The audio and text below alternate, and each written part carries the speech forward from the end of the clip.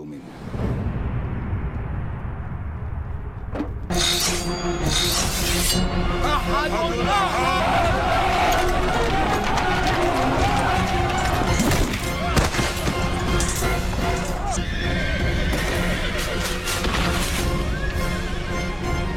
قد أقبل عليكم الروم بخيلائهم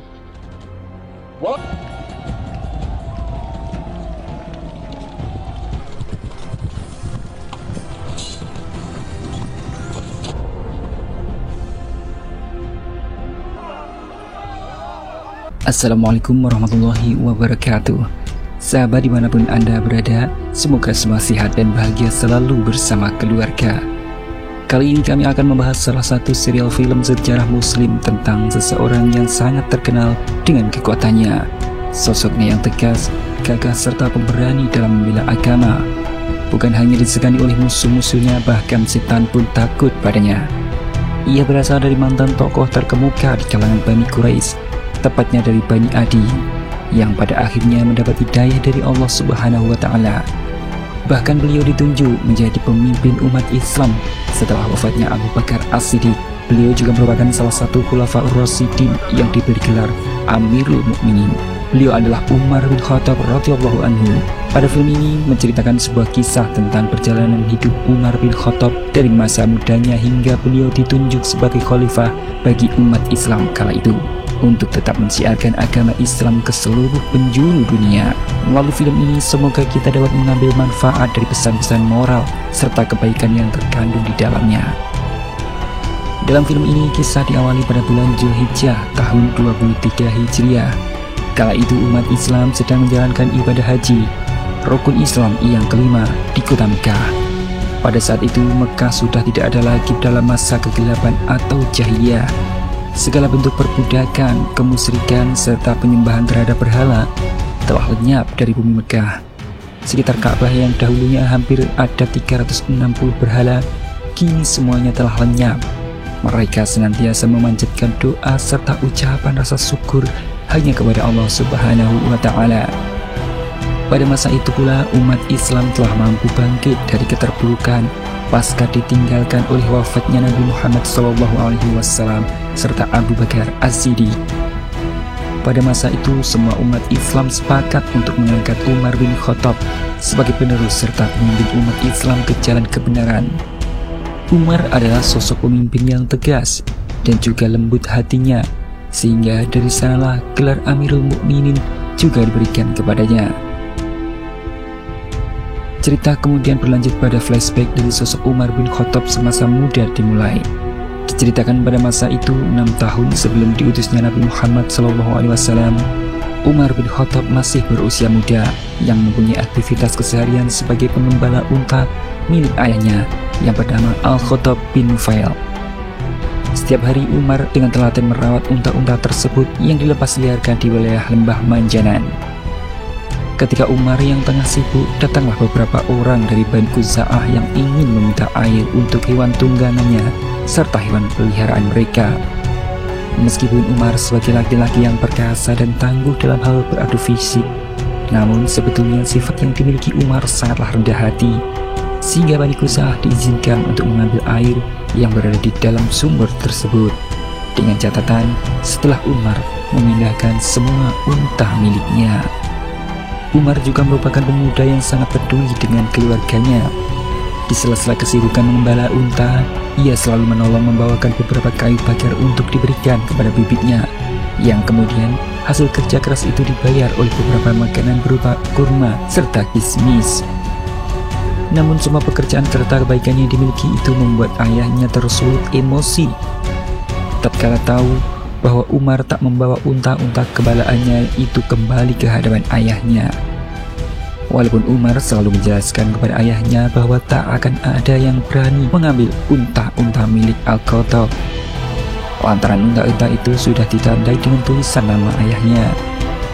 Akan tetapi ayahnya tersebut selalu khawatir serta menegaskan bahwa meskipun suku Adi merupakan suku yang besar dari Bani Quraisy, namun ayahnya bukanlah orang yang memiliki status sosial tinggi dalam suku tersebut, layaknya kepala suku-suku lain yang berada di tanah Arab. Sebab kala itu status seseorang akan semakin meningkat seiring kekayaan dan perdagangan yang mereka miliki. Mendengar jawaban tersebut, Umar kemudian mengatakan bahwa ia ingin meminta modal untuk berdagang agar status keluarganya naik seperti lainnya. Namun ayahnya enggan untuk memberikan modal. Ayah Umar adalah orang yang cenderung lebih mementingkan hartanya ketimbang anak-anaknya. Tak lama berselang, saudara dari Umar yang bernama Zaid mendengar percakapan mereka berdua. Ia kemudian menawarkan diri untuk menggantikan tugas Umar dalam menjaga unta dan membiarkan Umar untuk beristirahat. Namun oleh ayahnya ditolak lantaran ia tidak secakap Umar dalam mengembalakan unta-unta tersebut. Umar pun kembali dengan aktivitasnya sebagai pengembala unta hingga larut malam. Saat sedang merenung, Umar dihampiri oleh saudaranya Zaid yang datang untuk memberikan makanan dan sejumlah modal kepada Umar. Lantas dia menyuruhnya untuk berangkat ke Syria bersama kafilah Quraisy lainnya untuk menjadi seorang pedagang. Umar pun berhenti dari profesinya sebagai pengembala dan menjadi pedagang lintas negeri. Berkat keuletan Umar dalam berdagang membuat namanya kian terkenal di kalangan saudagar besar. Hingga 2 tahun sebelum diutusnya Nabi Muhammad SAW, perdagangan Umar telah merambah hingga ke wilayah Damaskus. Di sana Umar menjual berbagai macam dagangan, termasuk parfum, kurma, serta kain Yaman. Umar terkenal akan sifat jujurnya dalam berdagang. Akan tetapi di balik semua itu, ternyata sifat jujur yang dimiliki Umar membuat seseorang pedagang menjadi tersulut emosi. Lantaran Umar tak bisa diajak bernegosiasi dalam upaya memonopoli demi mencari keuntungan berlebih. Sebab menurut Umar itu merugikan pedagang lain. Hal ini tidak sesuai dengan prinsip Umar yang menjunjung tinggi keadilan. Atas kejadian itu pula Umar diajaknya keliling di kota untuk melihat bagaimana cara pedagang mencari untung di kota, serta melihat kemegahan kota Damaskus. Sementara itu di tempat lain terjadi perdebatan di mana ada seorang pedagang Yahudi tengah mengadukan seorang konsumen kepada Suhail bin Amr. Lantaran barang si Yahudi yang telah dibeli sejak musim lalu tidak kunjung dibayarkan. Si pembeli itu juga mengadukan balik bahwa ia merasa ditipu oleh pedagang Yahudi tersebut. Lantaran kurma yang ia jual adalah kurma rusak, sehingga ia juga mengalami kerugian. Pedagang Yahudi yang merasa dipermalukan, dia mengucapkan sumpah serapah. Ia mengatakan bahwa ketika yang dijanjikan telah datang, orang-orang Yahudi akan membunuh orang-orang Quraisy seperti kaum Ad yang pernah dihancurkan. Umar yang kala itu melihat kejadian tersebut kemudian memberitahukan kepada sahabat-sahabatnya tentang kepercayaan orang-orang Yahudi bahwa Nabi terakhir akan datang dari kalangan orang Yahudi, dan saat itu tiba, maka para orang Yahudi akan membalas perlakuan orang-orang Arab. Selain sebagai pasar rakyat, pasar Ukas juga tempat adu ketangkasan para pemuda. Di sana juga digelar ajang gulat.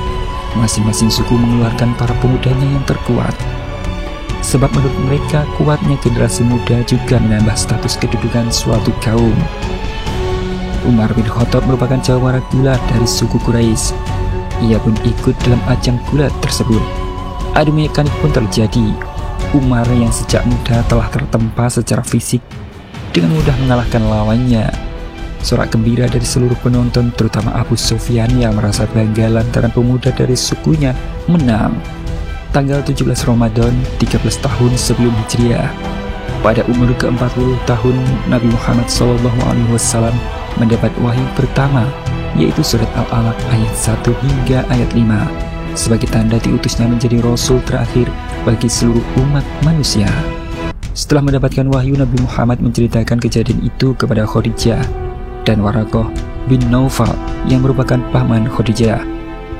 Waraqah mengatakan bahwa yang menyampaikan wahyu adalah malaikat Jibril, sebagaimana yang datang kepada Nabi Musa, yang juga mengatakan bahwa setiap nabi akan dimusuhi oleh kaumnya. Sejak saat itu Nabi Muhammad pun terus mengajak orang-orang terdekatnya untuk memeluk agama Islam.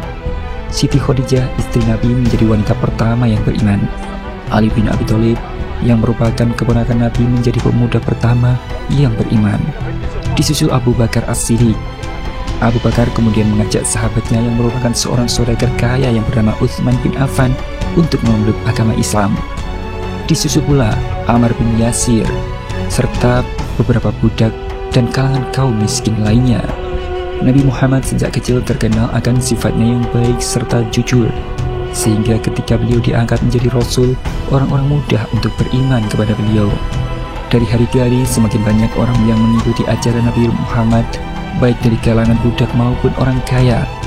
Melihat hal itu, dengan segera Umar bin Khattab mendatangi pamannya yang bernama Abu Lahab untuk mengajak semua kaum Quraisy menjegal serta menentang agama yang dibawa oleh Nabi Muhammad. Namun saat itu Abu Jahal tidak begitu merespon.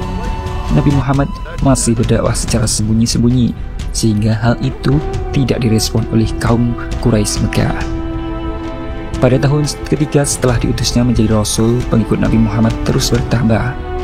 Namun mereka masih lemah, sehingga orang-orang muslim melakukan ibadah secara sembunyi-sembunyi.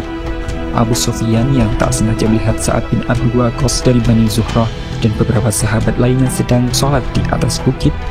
Melihat kejadian itu, Abu Sufyan tersulut emosinya, sehingga ia berusaha memprovokasi orang-orang yang bersamanya untuk menciptakan keributan yang membuat dua kubu di antara mereka saling lempar batu satu sama lain.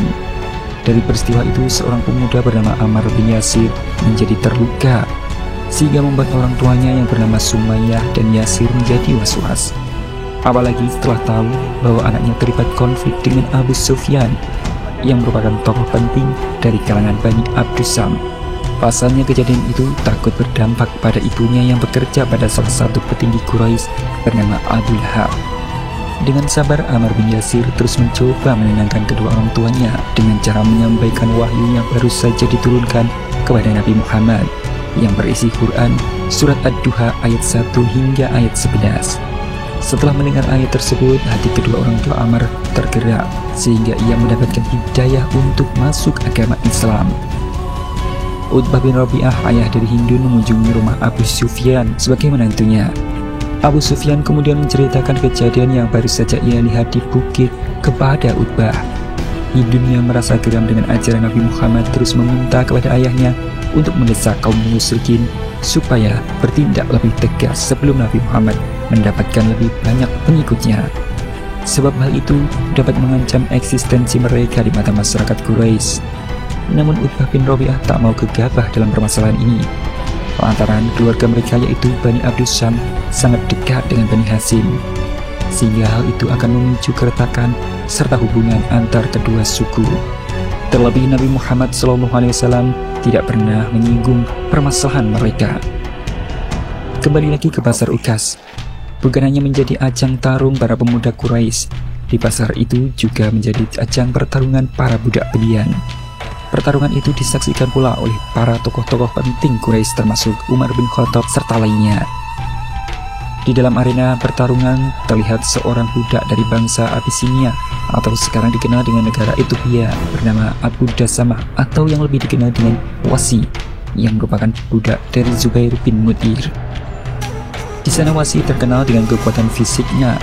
Ia mampu menumbangkan musuh-musuhnya. Melihat hal itu, seorang tokoh Quraisy seketika memasukkan seorang budak bernama Bilal bin Rabah untuk bertarung melawan Wasi. Bilal awalnya menolak lantaran ia tak mempunyai keahlian sebagai petarung. Namun majikannya memaksa, dan benar saja begitu masuk area tarung dengan cepat dapat ditumbangkan oleh Wasi. Wahyu berangsur turun, termasuk perintah dakwah kepada kaum kerabat, terutama Bani Hashim. Nabi Muhammad SAW kemudian mengumpulkan mereka. Pertemuan di pagi itu banyak dihadiri oleh tokoh-tokoh penting Quraisy. Dengan didampingi Abu Thalib, Nabi Muhammad membuat pengakuan bahwa beliau sebagai utusan Tuhan dan mengajak mereka semua untuk masuk ke dalam ajaran Islam. Pada kesempatan itu, paman Nabi Muhammad juga mengatakan bahwa ia telah berjanji untuk melindungi setiap kegiatan dakwah keponakannya itu dari segala macam mara bahaya. Ia juga meminta semua Bani Hashim ikut melindungi Nabi Muhammad. Akan tetapi pamannya Nabi Muhammad yang bernama Abu Lahab justru menentang semua itu. Seketika itu ia menyerang Nabi Muhammad dengan mengatakan bahwa Nabi Muhammad sebagai tukang sihir. Hamzah yang kala itu hadir merasa geram dengan ulah Abu Lahab, namun ditahan oleh Abu Thalib. Meskipun Abu Lahab menolak, namun mayoritas Bani Hashim sepakat untuk melindungi Nabi Muhammad SAW. Setelah kejadian itu, kaum Quraisy mengadakan pertemuan mendadak dengan para tokoh-tokoh penting, termasuk Umar bin Khattab yang ikut serta dalam pertemuan itu. Di sana Umar meminta kepada Zaid bin Khattab sebagai kakaknya untuk ikut dalam pertemuan. Tetapi Zaid yang ternyata lebih dulu masuk ke dalam ajaran Islam menolak ajakan Umar, yang kemudian dia mewakilkan Umar sebagai perwakilan dari sukunya. Dalam pertemuan itu mereka membahas perkembangan agama Islam yang semakin pesat. Semakin banyaknya orang-orang masuk Islam, terutama kalangan budak dan orang miskin. Hal ini membuat posisi mereka di mata masyarakat Mekah terancam, sebab bagi mereka memiliki kedudukan tinggi dan dihormati adalah sebuah kebanggaan. Dengan memiliki kedudukan, mereka akan mampu mengendalikan rakyat Mekah dalam segala hal, termasuk dalam hal perdagangan. Namun dalam Islam derajat manusia sama, dan inilah yang mereka khawatirkan. Mereka pun saling berdebat satu dengan lainnya tentang bagaimana cara menghentikan dakwah Nabi Muhammad SAW. Umar mengatakan pendapatnya agar berupaya merayu Abu Thalib dan meminta agar Nabi Muhammad berhenti menyebarkan agama Islam, sebab orang-orang Quraisy tak sanggup melakukan perlawanan terhadap Nabi Muhammad selagi Abu Thalib masih melindungi keponakannya. Dan di malam harinya Hindun masih berupaya keras untuk memprovokasi suaminya serta ayahnya agar mereka menggagalkan dakwah Nabi Muhammad di wilayah Mekah. Tak hanya itu, Abu Lahab juga masih menentang keras dakwah yang disampaikan keponakannya sendiri. Maka dari itu ia beserta istrinya yang bernama Jamil sepakat untuk berbuat jahat dan menentang keras dakwah Nabi Muhammad meskipun beliau adalah keponakannya. Lantas istri Abu Lahab mencari duri semak, kemudian membawa ke depan rumah Nabi. Sesampainya di sana, ia menebarkan duri tersebut di depan rumah pintu Nabi Muhammad SAW. Di sisi lain, di atas bukit, Abu Bakar yang merupakan sahabat terdekat Nabi Muhammad sedang berdakwah tentang kebenaran ajaran yang dibawa oleh Rasulullah, tentang apa yang telah dijanjikan Allah atas wahyu yang diturunkannya. Lantas Abu Bakar memberikan semangat agar terus mensiarkan agama Islam kepada manusia, meskipun ancaman serta gangguan terus berdatangan dari orang-orang Quraisy. Lantaran saat ini jumlah mereka yang masih sedikit dan kebanyakan dari kaum yang lemah. Abu Bakar juga menyampaikan bahwa di masa mendatang Islam akan berjaya hingga ke seluruh penjuru bumi, dan orang-orang yang kini memusuhi atas izin Allah akan menjadi saudara seiman. Pada malam harinya Wasi mendatangi Bilal yang terlihat masih kecewa atas perlakuannya di pasar Ukas, sebab demi menyenangkan majikannya dan berharap kebebasan sebagai budak, Wasi tak segan-segan melukai Bilal yang masih merupakan orang terdekatnya. Dan dari perdebatan itu pula Wasi sempat menaruh kecurigaan terhadap Bilal, lantaran akhir-akhir ini Bilal sulit ditemui. Namun dari pernyataan Wasi tersebut, Bilal mengatakan bahwa ia sedang ada urusan. Pagi harinya utusan dari orang Quraisy yang bernama Al-Walid bin Mughirah serta beberapa pemuka Quraisy mendatangi Abu Thalib. Maksud kedatangan mereka untuk meminta agar Nabi Muhammad menghentikan dakwah atau menyerahkan Nabi Muhammad kepada mereka. Mereka juga mengancam jika hal itu tidak Abu Thalib lakukan, maka kaum Quraisy akan melawan Nabi Muhammad beserta Abu Thalib. Menanggapi ancaman tersebut, Abu Thalib hanya diam. Umar yang kala itu menyaksikan mengecam tindakan para ketua Quraisy yang meminta menyerahkan Nabi Muhammad, sebab menurutnya itu melanggar tradisi dan akan mencoreng nilai moral kebangsaan Arab yang menjunjung tinggi arti kekeluargaan. Sebelum mendapatkan hidayah, Umar memang menentang keras, namun dalam hatinya ia menjunjung tinggi nilai moral serta sifat yang baik. Ia menentang Nabi Muhammad lantaran beliau mengkritik agama nenek moyangnya, sehingga menyebabkan perpecahan di kalangan kaum Quraisy. Suatu ketika setelah Utbah bin Rabi'ah pulang dari tempat pertemuan dengan para tokoh Quraisy, ia kemudian menuju ke rumah Abu Huzaifah. Secara tak sengaja dia mendapati putranya sedang makan bersama seorang budak bernama Salim. Melihat kejadian itu, Utbah langsung memarahinya karena perilaku yang dianggap hal yang memalukan bagi keluarganya. Sebab keluarga Utbah merupakan keluarga terpandang dari Bani Abdi Sam. Namun, Abu Huzaifah mencoba menjelaskan bahwa manusia merdeka atau budak sama saja derajatnya. Yang membedakan adalah nilai kebaikannya. Mendengar jawaban itu, Utbah curiga jika anaknya telah masuk Islam. Namun Abu Huzaifah langsung mengalihkan pembicaraan agar ayahnya tidak curiga. Di saat yang sama, Abu Thalib dan Hamzah kala itu lewat depan rumah Nabi. berhasil memperkoki Abu Lahab saat hendak melakukan aksinya untuk membuang kotoran di depan rumah Nabi Muhammad SAW. Abu Thalib kemudian menasihati Abu Lahab. Akan tetapi Abu Lahab yang terlanjur benci dan menganggap musuh kepada Nabi tak menggubris perkataan Abu Thalib. Ketika hendak pergi, Hamzah membentak Abu Lahab dan memintanya untuk mengambil kembali kotoran yang ia buang di depan rumah Nabi.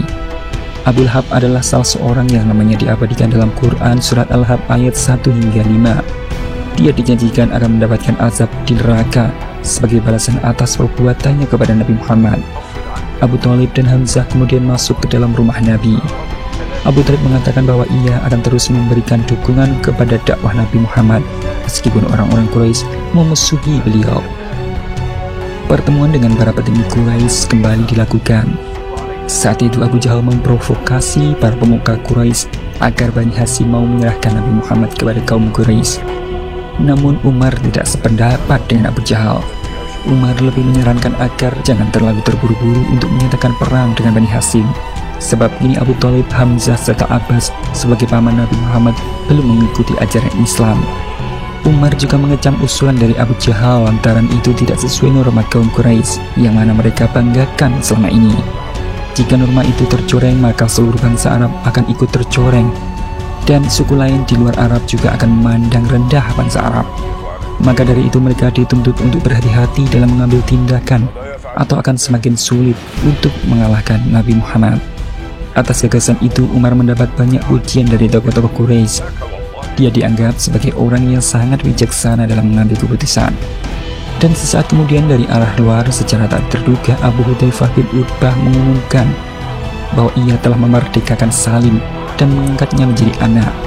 Sontak saja hal itu membuat ayahnya dan para pemuka Quraisy kecewa. Bilal yang saat itu menyaksikan juga merasakan kegembiraan yang sama lantaran Salim kini dibebaskan dari status budak. Namun tidak halnya dengan Wasi, ia merasa kecewa karena tidak mendapatkan nasib seperti Salim.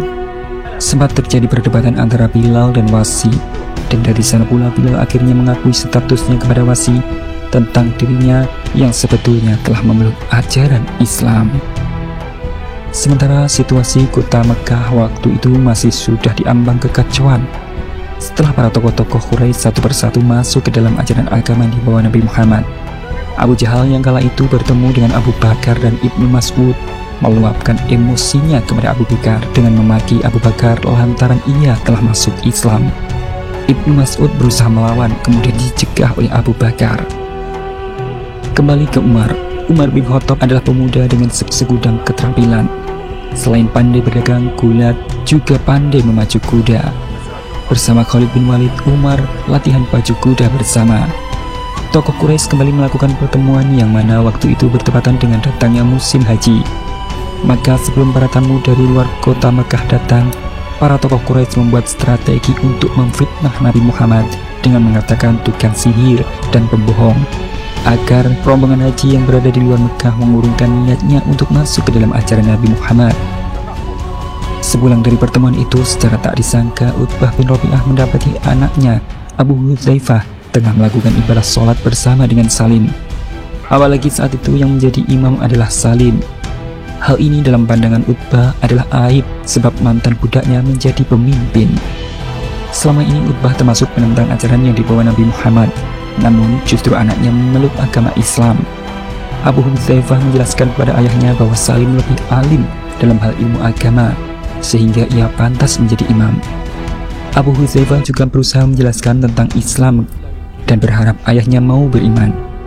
Namun segala ajakan itu ditolak lantaran ia takut statusnya di kalangan Quraisy akan turun dan menjadi bahan olok-olokan para pemimpin Quraisy lainnya. Perdebatan antara ayah dan anak pun sempat terjadi. Abu Sufyan beserta Hindun yang saat itu datang untuk mengunjungi rumah ayah mertuanya ikut merasakan kekecewaan setelah mendapati adiknya yang juga telah menganut ajaran agama Islam. Padahal dia sendiri juga menentang keras. Bahkan Hindun mengucap sumpah serapah untuk Abu Hudzaifah. Dari peristiwa itu menjadikan keluarga mereka pun semakin terpecah belah. Saat musim haji telah tiba, para tokoh Quraisy secara terang-terangan menghasut warga yang masuk ke Mekah agar mereka tidak mudah terpengaruh oleh ajaran Nabi Muhammad. Sebab menurut mereka Nabi Muhammad adalah penyebab kerusakan hubungan kekerabatan di antara mereka. Mereka juga menuduh Nabi Muhammad tukang sihir.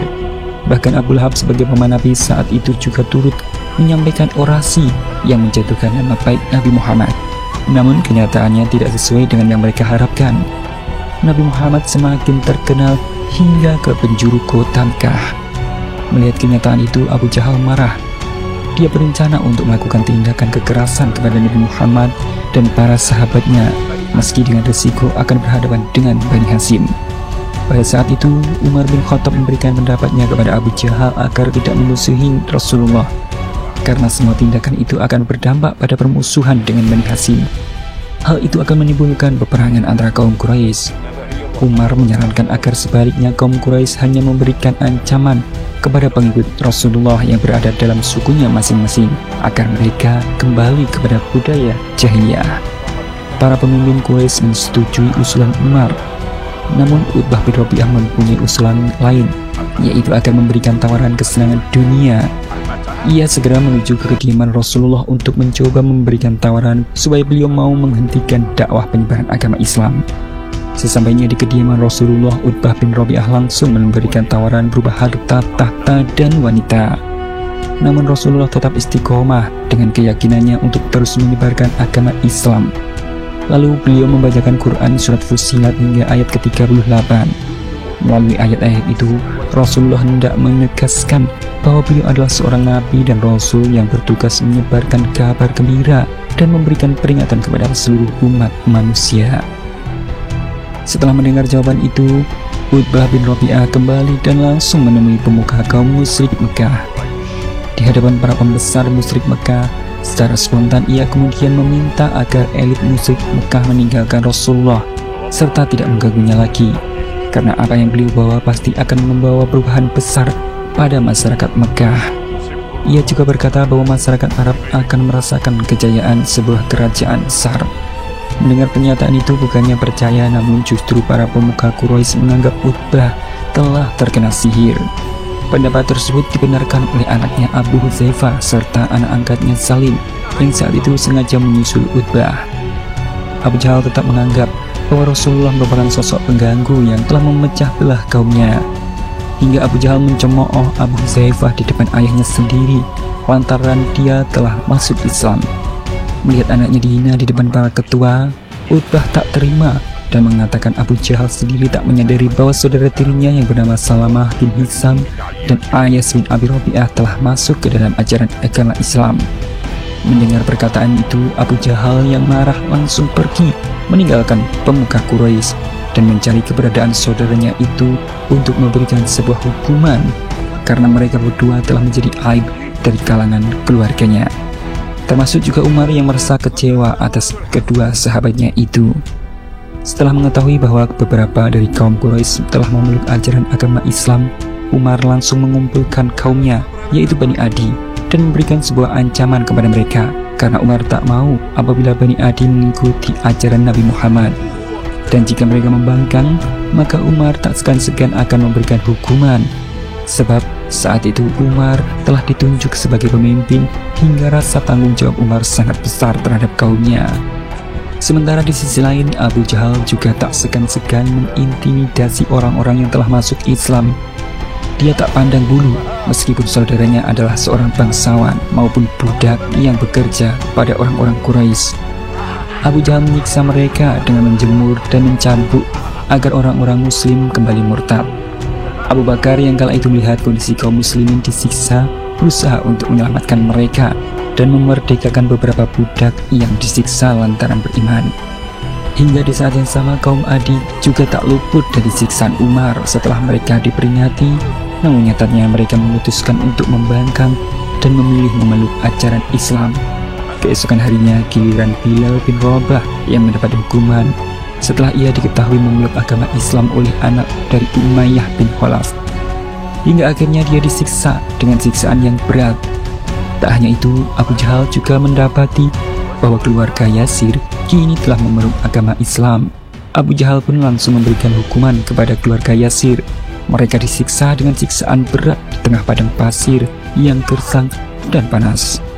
Termasuk Bilal bin Rabah yang disiksa pada hari kedua oleh Umayyah dengan siksaan yang lebih berat. yaitu dengan dibaringkan di atas pasir dan ditindih batu besar. Kala itu Bilal dan keluarga Yasir dipaksa untuk meninggalkan akidahnya agar bisa kembali ke dalam ajaran jahiliyah. Namun semakin mereka diberi ujian berat tanpa disadari, akidah serta iman mereka justru semakin kuat untuk membela panji-panji agama Islam. Tekanan dan siksaan terus diberikan kepada Bilal, sehingga orang mengira bahwa Bilal akan mati oleh siksaan Umayyah. Pada saat itu Abu Bakar datang untuk memerdekakan Bilal dari perbudakan Umayyah. Abu Bakar senantiasa mengeluarkan hartanya untuk memerdekakan budak-budak yang disiksa. Namun ketika melewati keluarga Yasir, Abu Bakar tak mampu menyelamatkan keluarga Yasir karena mereka bukanlah seorang budak, melainkan orang-orang merdeka dari keluarga Abu Jahal. Melihat penyiksaan itu, Abu Bakar hanya bisa memberikan nasihat kepada keluarga Yasir agar selalu bersabar sesuai perintah Rasulullah, karena sesuai sabda Rasulullah bahwa pintu surga akan terbuka lebar bagi orang-orang yang mampu bersabar. Mendengar hal itu, keluarga Yasir menjadi semakin semangat untuk menguatkan akidah Islamnya, hingga membuat Abu Jahal merasakan emosi yang sangat mendalam. Seketika itu Abu Jahal melepaskan tombak ke tubuh Sumayyah, ibu Ammar, yang membuatnya meninggal, dan dia menjadi wanita pertama yang meninggal dalam keadaan syahid. Karena disiksa itu pula, Yasir sebagai suami Sumayyah menyusul meninggal dunia dalam keadaan syahid. Melihat kedua orang tuanya yang telah meninggal, Ammar merasakan duka yang sangat mendalam. Namun Abu Jahal terus mendesak dan menyiksanya. Dalam siksaan yang sangat keji itu membuat dirinya terpaksa menuruti kemauan Abu Jahal untuk mencela Rasulullah. Mendengar hal itu, kaum Quraisy sangat bergembira karena ada seorang muslim yang ternyata berani mencela Rasulullah. Walaupun sebenarnya Ammar sangat menyesali perbuatan yang telah mengeluarkan kata-kata tak pantas untuk diucapkan kepada Rasulullah. Ia kemudian segera menuju ke rumah Rasulullah untuk meminta maaf. Tekanan demi tekanan terus dilancarkan oleh orang-orang Quraisy. Bahkan Rasulullah juga mendapat cacian Sumayyah dan Utbah bin Rabi'ah. Abdullah bin Mas'ud yang merupakan salah satu as-sabiqunal awalun atau orang-orang yang pertama kali memeluk ajaran Islam juga tak luput dari tindakan kasar orang-orang Quraisy. Kala itu Abu Jahal tak sengaja berpapasan dengan Abdullah bin Mas'ud. Di sana Abu Jahal yang tak senang dengan orang-orang muslim terus mencemoohnya. Tetapi Abdullah terus bersabar dan tak menghiraukan ancaman itu. Lantaran tak digubris, Abu Jahal marah dan memukul Abdullah bin Mas'ud hingga terjatuh. Umar bin Khattab yang melihat hal itu mencoba menolongnya. Melihat sifat baik Umar, Abdullah memohon kepada Allah supaya Umar bisa secepatnya diberi hidayah dan masuk kepada ajaran agama Islam sebagaimana doa Nabi kepadanya. Para sahabat yang mendapat perlakuan buruk dari kaum Quraisy kemudian berkumpul di Darul Arqam. Di sana Abu Bakar mencoba untuk memberikan pencerahan kepada para sahabatnya agar selalu bersabar dikala mereka mendapatkan ujian berat dari kaum Quraisy. Abu Bakar kemudian mengingatkan akan janji Allah bahwa umat Islam akan berjaya. Sa'ad bin Abi Waqqas kemudian menyampaikan suatu ide agar umat muslim mencoba untuk melantunkan ayat-ayat suci Al-Quran di tempat keramaian, supaya mereka dapat terbiasa dan perlahan bisa menerima agama Islam. Mendengar usulan itu, Abdullah bin Mas'ud memberanikan diri melantunkan ayat-ayat suci Al-Quran, yaitu surat Ar-Rahman ayat 1-78 di depan pemimpin Quraisy serta masyarakat Mekah yang kala itu sebagian dari mereka sedang menyembah berhala. Walaupun dengan resiko, dia harus menerima siksaan yang cukup berat dari para pemimpin Quraisy, sehingga ia menderita beberapa memar di wajahnya. Setelah itu Umar menyempatkan diri untuk mengunjungi kediaman adiknya yang bernama Fatimah binti Al-Khattab.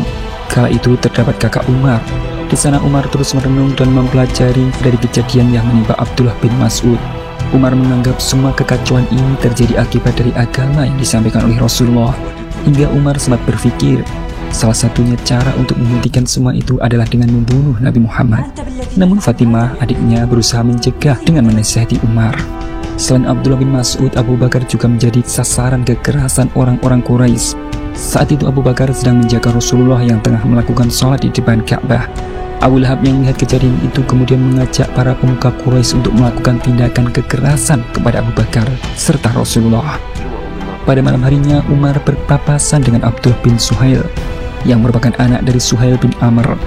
Di sana Abdullah sedang dilanda kebimbangan untuk memilih antara dua pilihan, antara mengikuti jejak ayahnya atau mengikuti ajaran Rasulullah yang menjadi pilihan hati kecilnya.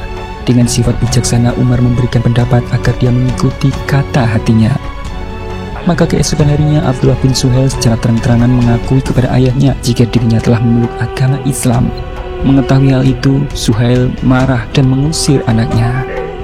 Tekanan demi tekanan yang dialami oleh kaum muslimin semakin meningkat, membuat Rasulullah mengizinkan sebagian sahabat untuk berhijrah ke kota Abyssinia yang sekarang menjadi negara Ethiopia. Kala itu kota Abyssinia dipimpin oleh seorang raja yang sangat bijaksana bernama Najasyi. Dia adalah penguasa kerajaan Aksum yang beragama Nasrani pada periode 614 sampai 631 Masehi. Hal ini membuat sebagian orang-orang Quraisy cemas, terlebih ketika anak dan saudara mereka yang masuk Islam juga ikut hijrah, seperti Abu Hudzaifah serta Abdullah bin Suhail dan orang-orang muslim lainnya. Melihat situasi hijrahnya para muslimin, sebagian orang Quraisy merasa senang karena mereka mengira bahwa Najasyi yang beragama Nasrani tidak akan menerima mereka. Namun, sebagian yang lain merasa cemas jika anak atau saudaranya terbunuh di kerajaan Najasyi. Hal ini akan mempermalukan mereka sendiri lantaran membiarkan anak-anak mereka terbunuh di negeri orang. Situasi ini membuat mereka semakin bingung terhadap langkah apa yang akan mereka lakukan. Perdebatan antara orang-orang Quraisy pun terjadi. Utsman bin Affan dan orang-orang muslim yang telah sampai di Habasyah disambut baik oleh Raja Najasyi. Meski memiliki agama yang berbeda dengan umat muslim, namun Najasyi memiliki sifat toleransi yang sangat tinggi.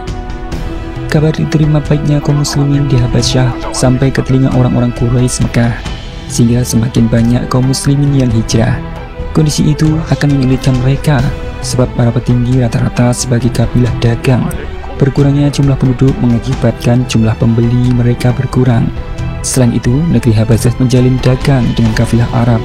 Mereka khawatir jika Raja Najasyi mengikuti ajaran Rasulullah, maka bisnis mereka akan tamat.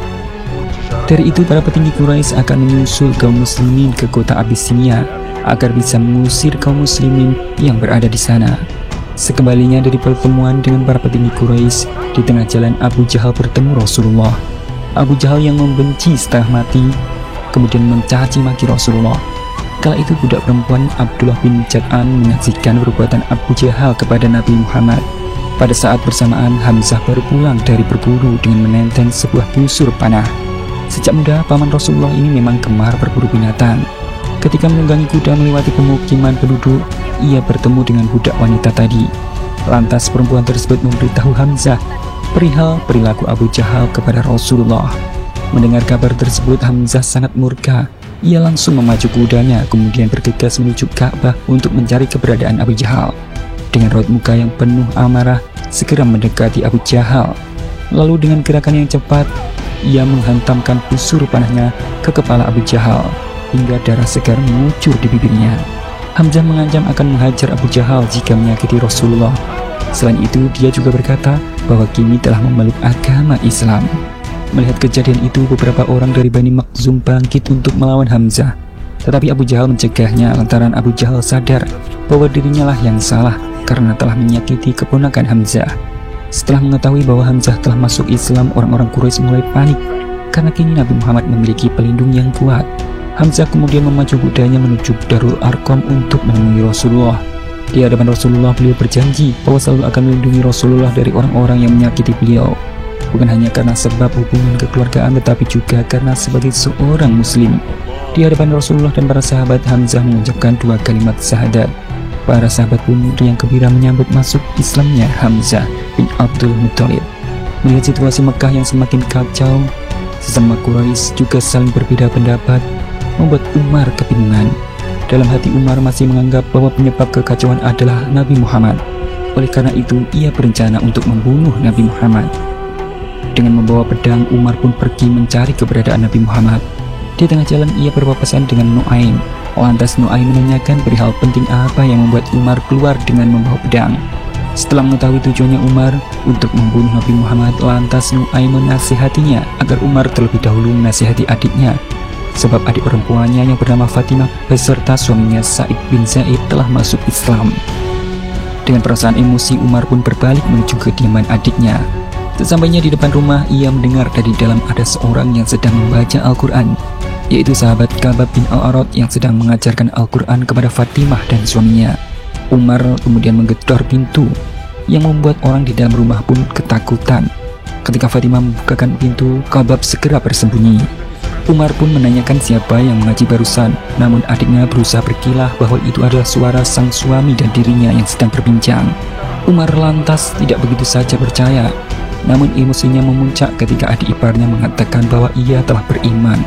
Dengan segera, Umar pun membanting adiknya itu. Fatimah yang berusaha melerai justru terkena tamparan Umar. Melihat adiknya terluka, amarah Umar mereda. Saat itu ia melihat lembaran Quran yang disembunyikan Fatimah. Umar meminta lembaran itu untuk dibaca. Saat itulah hidayah datang kepada Umar dan berhasil meluluhkan hati Umar setelah membaca surat ke-20, yaitu Quran surat At-Toha yang terdiri dari 135 ayat. Setelah itu Umar segera menghampiri Rasulullah yang berada di Darul Arqam. Namun lantaran Umar datang dengan membawa sebilah pedang, sahabat yang berada di dalam ketakutan. Hamzah paman Nabi segera meraih kerah Umar dan bertanya tentang tujuannya dengan membawa pedang.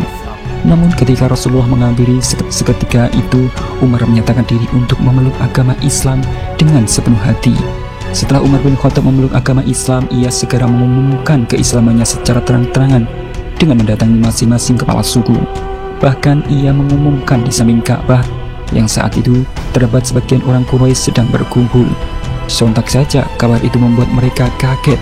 Kemudian Umar bergegas untuk memulai misinya membujuk kaum Bani Adi agar mereka bisa masuk ajaran agama Islam tanpa memaksanya. Dengan masuknya Umar dan Hamzah secara otomatis merubah keadaan di kota Mekah. Allah Subhanahu wa Ta'ala hendak meneguhkan dakwah Nabi Muhammad dan melindungi muslimin dengan mempunyai sosok pelindung dari kekejaman Bani Quraisy, sehingga mereka bisa beribadah dengan tenang. Bahkan kini Umar juga mulai memberanikan diri untuk berdakwah kepada masyarakat Mekah agar bisa meninggalkan budaya jahiliyah dan kembali ke ajaran agama Islam.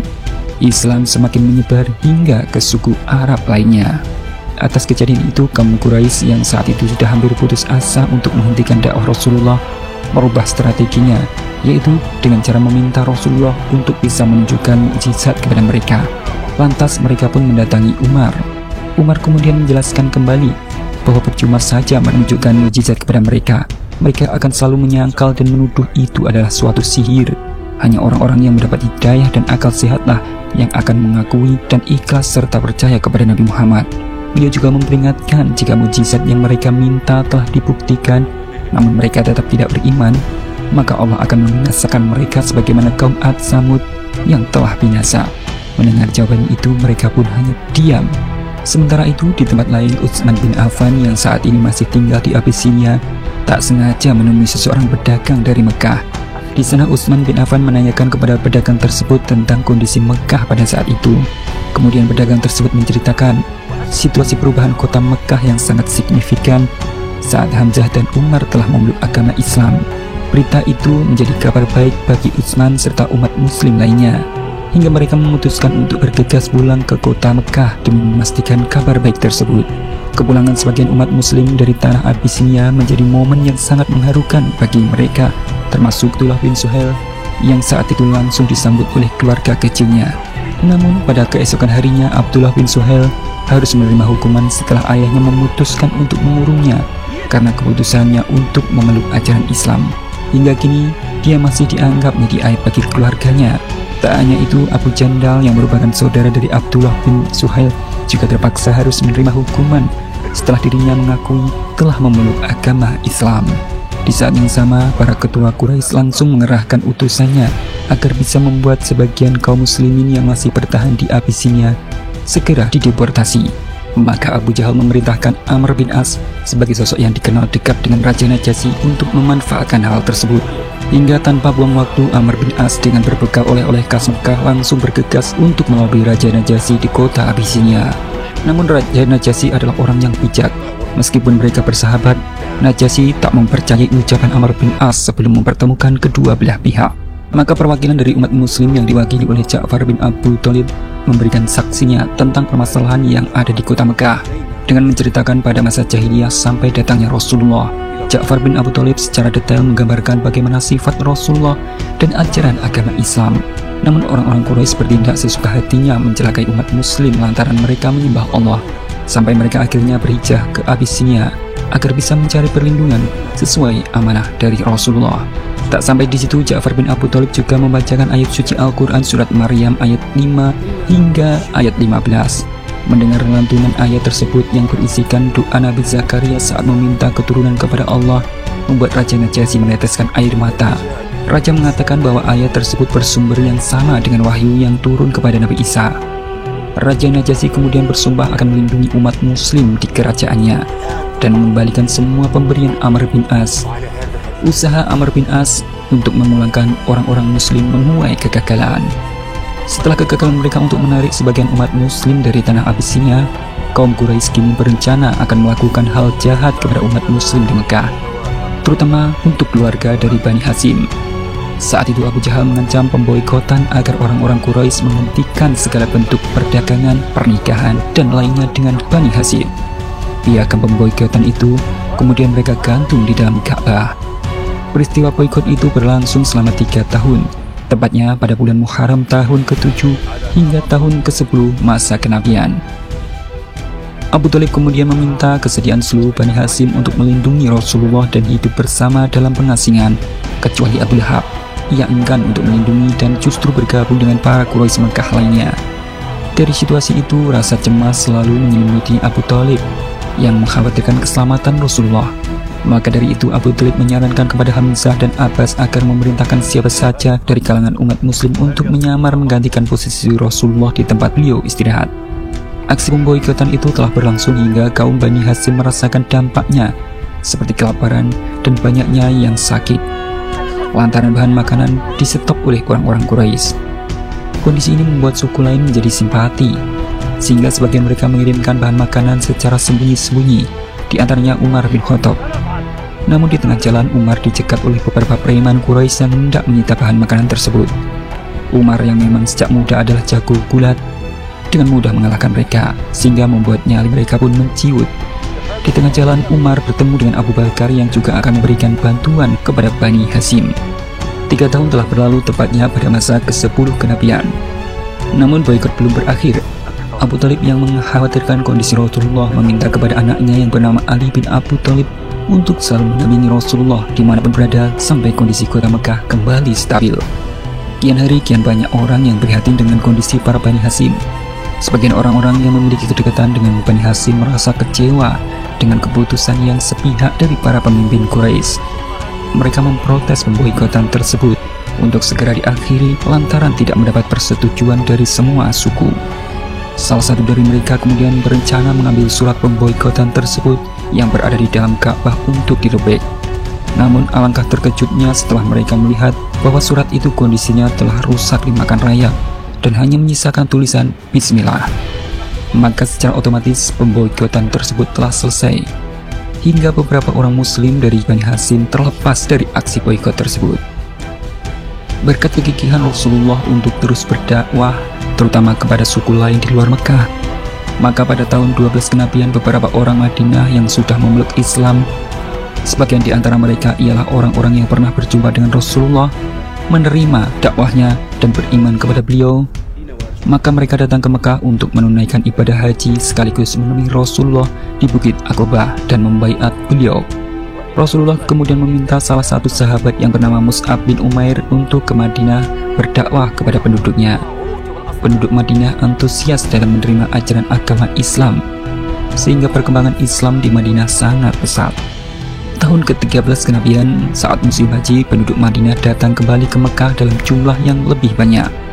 Mereka terdiri dari suku Aus dan Khazraj. Selain menunaikan ibadah haji, mereka juga melakukan baiat Aqabah yang kedua. Rasulullah datang menemui mereka bersama paman beliau bernama Abbas bin Abdul Muthalib. Abbas meminta kepada penduduk Yathrib untuk menjaga Rasulullah seperti orang-orang Bani Hashim yang menjaganya sebaik mungkin, melebihi diri mereka sendiri. Ketika kondisi Mekah yang sudah tidak kondusif lagi, perintah hijrah pun turun. Para muslimin kemudian mulai berhijrah secara sembunyi-sembunyi menuju Yathrib atau Madinah, termasuk Bilal yang hijrah terlebih dahulu. Abu Jahal serta kawannya yang mengetahui hal tersebut lalu menangkapi mereka dan mengurungnya, terutama dari kalangan keluarga mereka masing-masing. Jika lainnya hijrah secara sembunyi-sembunyi, berbeda dengan Umar. Sebelum berangkat, Umar melakukan sholat di dekat Ka'bah. Bahkan Umar juga berpamitan kepada penduduk Mekah secara terang-terangan. Umar mengatakan, siapa saja yang berani menghalangi langkahnya, maka akan menanggung akibatnya. Sebagian besar para sahabat telah sampai di Madinah. Hal ini membuat geram Abu Jahal dan pemuka Quraisy lainnya. Kemudian mereka merencanakan pembunuhan terhadap Rasulullah, di mana masing-masing suku mengirimkan pemuda terbaik untuk mengepung kediaman Rasulullah. Namun niatan itu menuai kegagalan setelah Ali bin Abi Thalib menggantikan tidur di tempat biasa Rasulullah tidur. Sehingga ketika Abu Jahal melihat, seolah-olah Rasulullah lah yang tidur. Saat yang bersamaan, perintah hijrah kepada Nabi Muhammad pun turun. Ditemani Abu Bakar, Rasulullah pergi meninggalkan rumah. Saat itu Abu Jahal dan beberapa pasukan Quraisy yang masih menunggu di depan rumah tidak mampu melihat Rasulullah lantaran Allah telah membutakan mereka semua.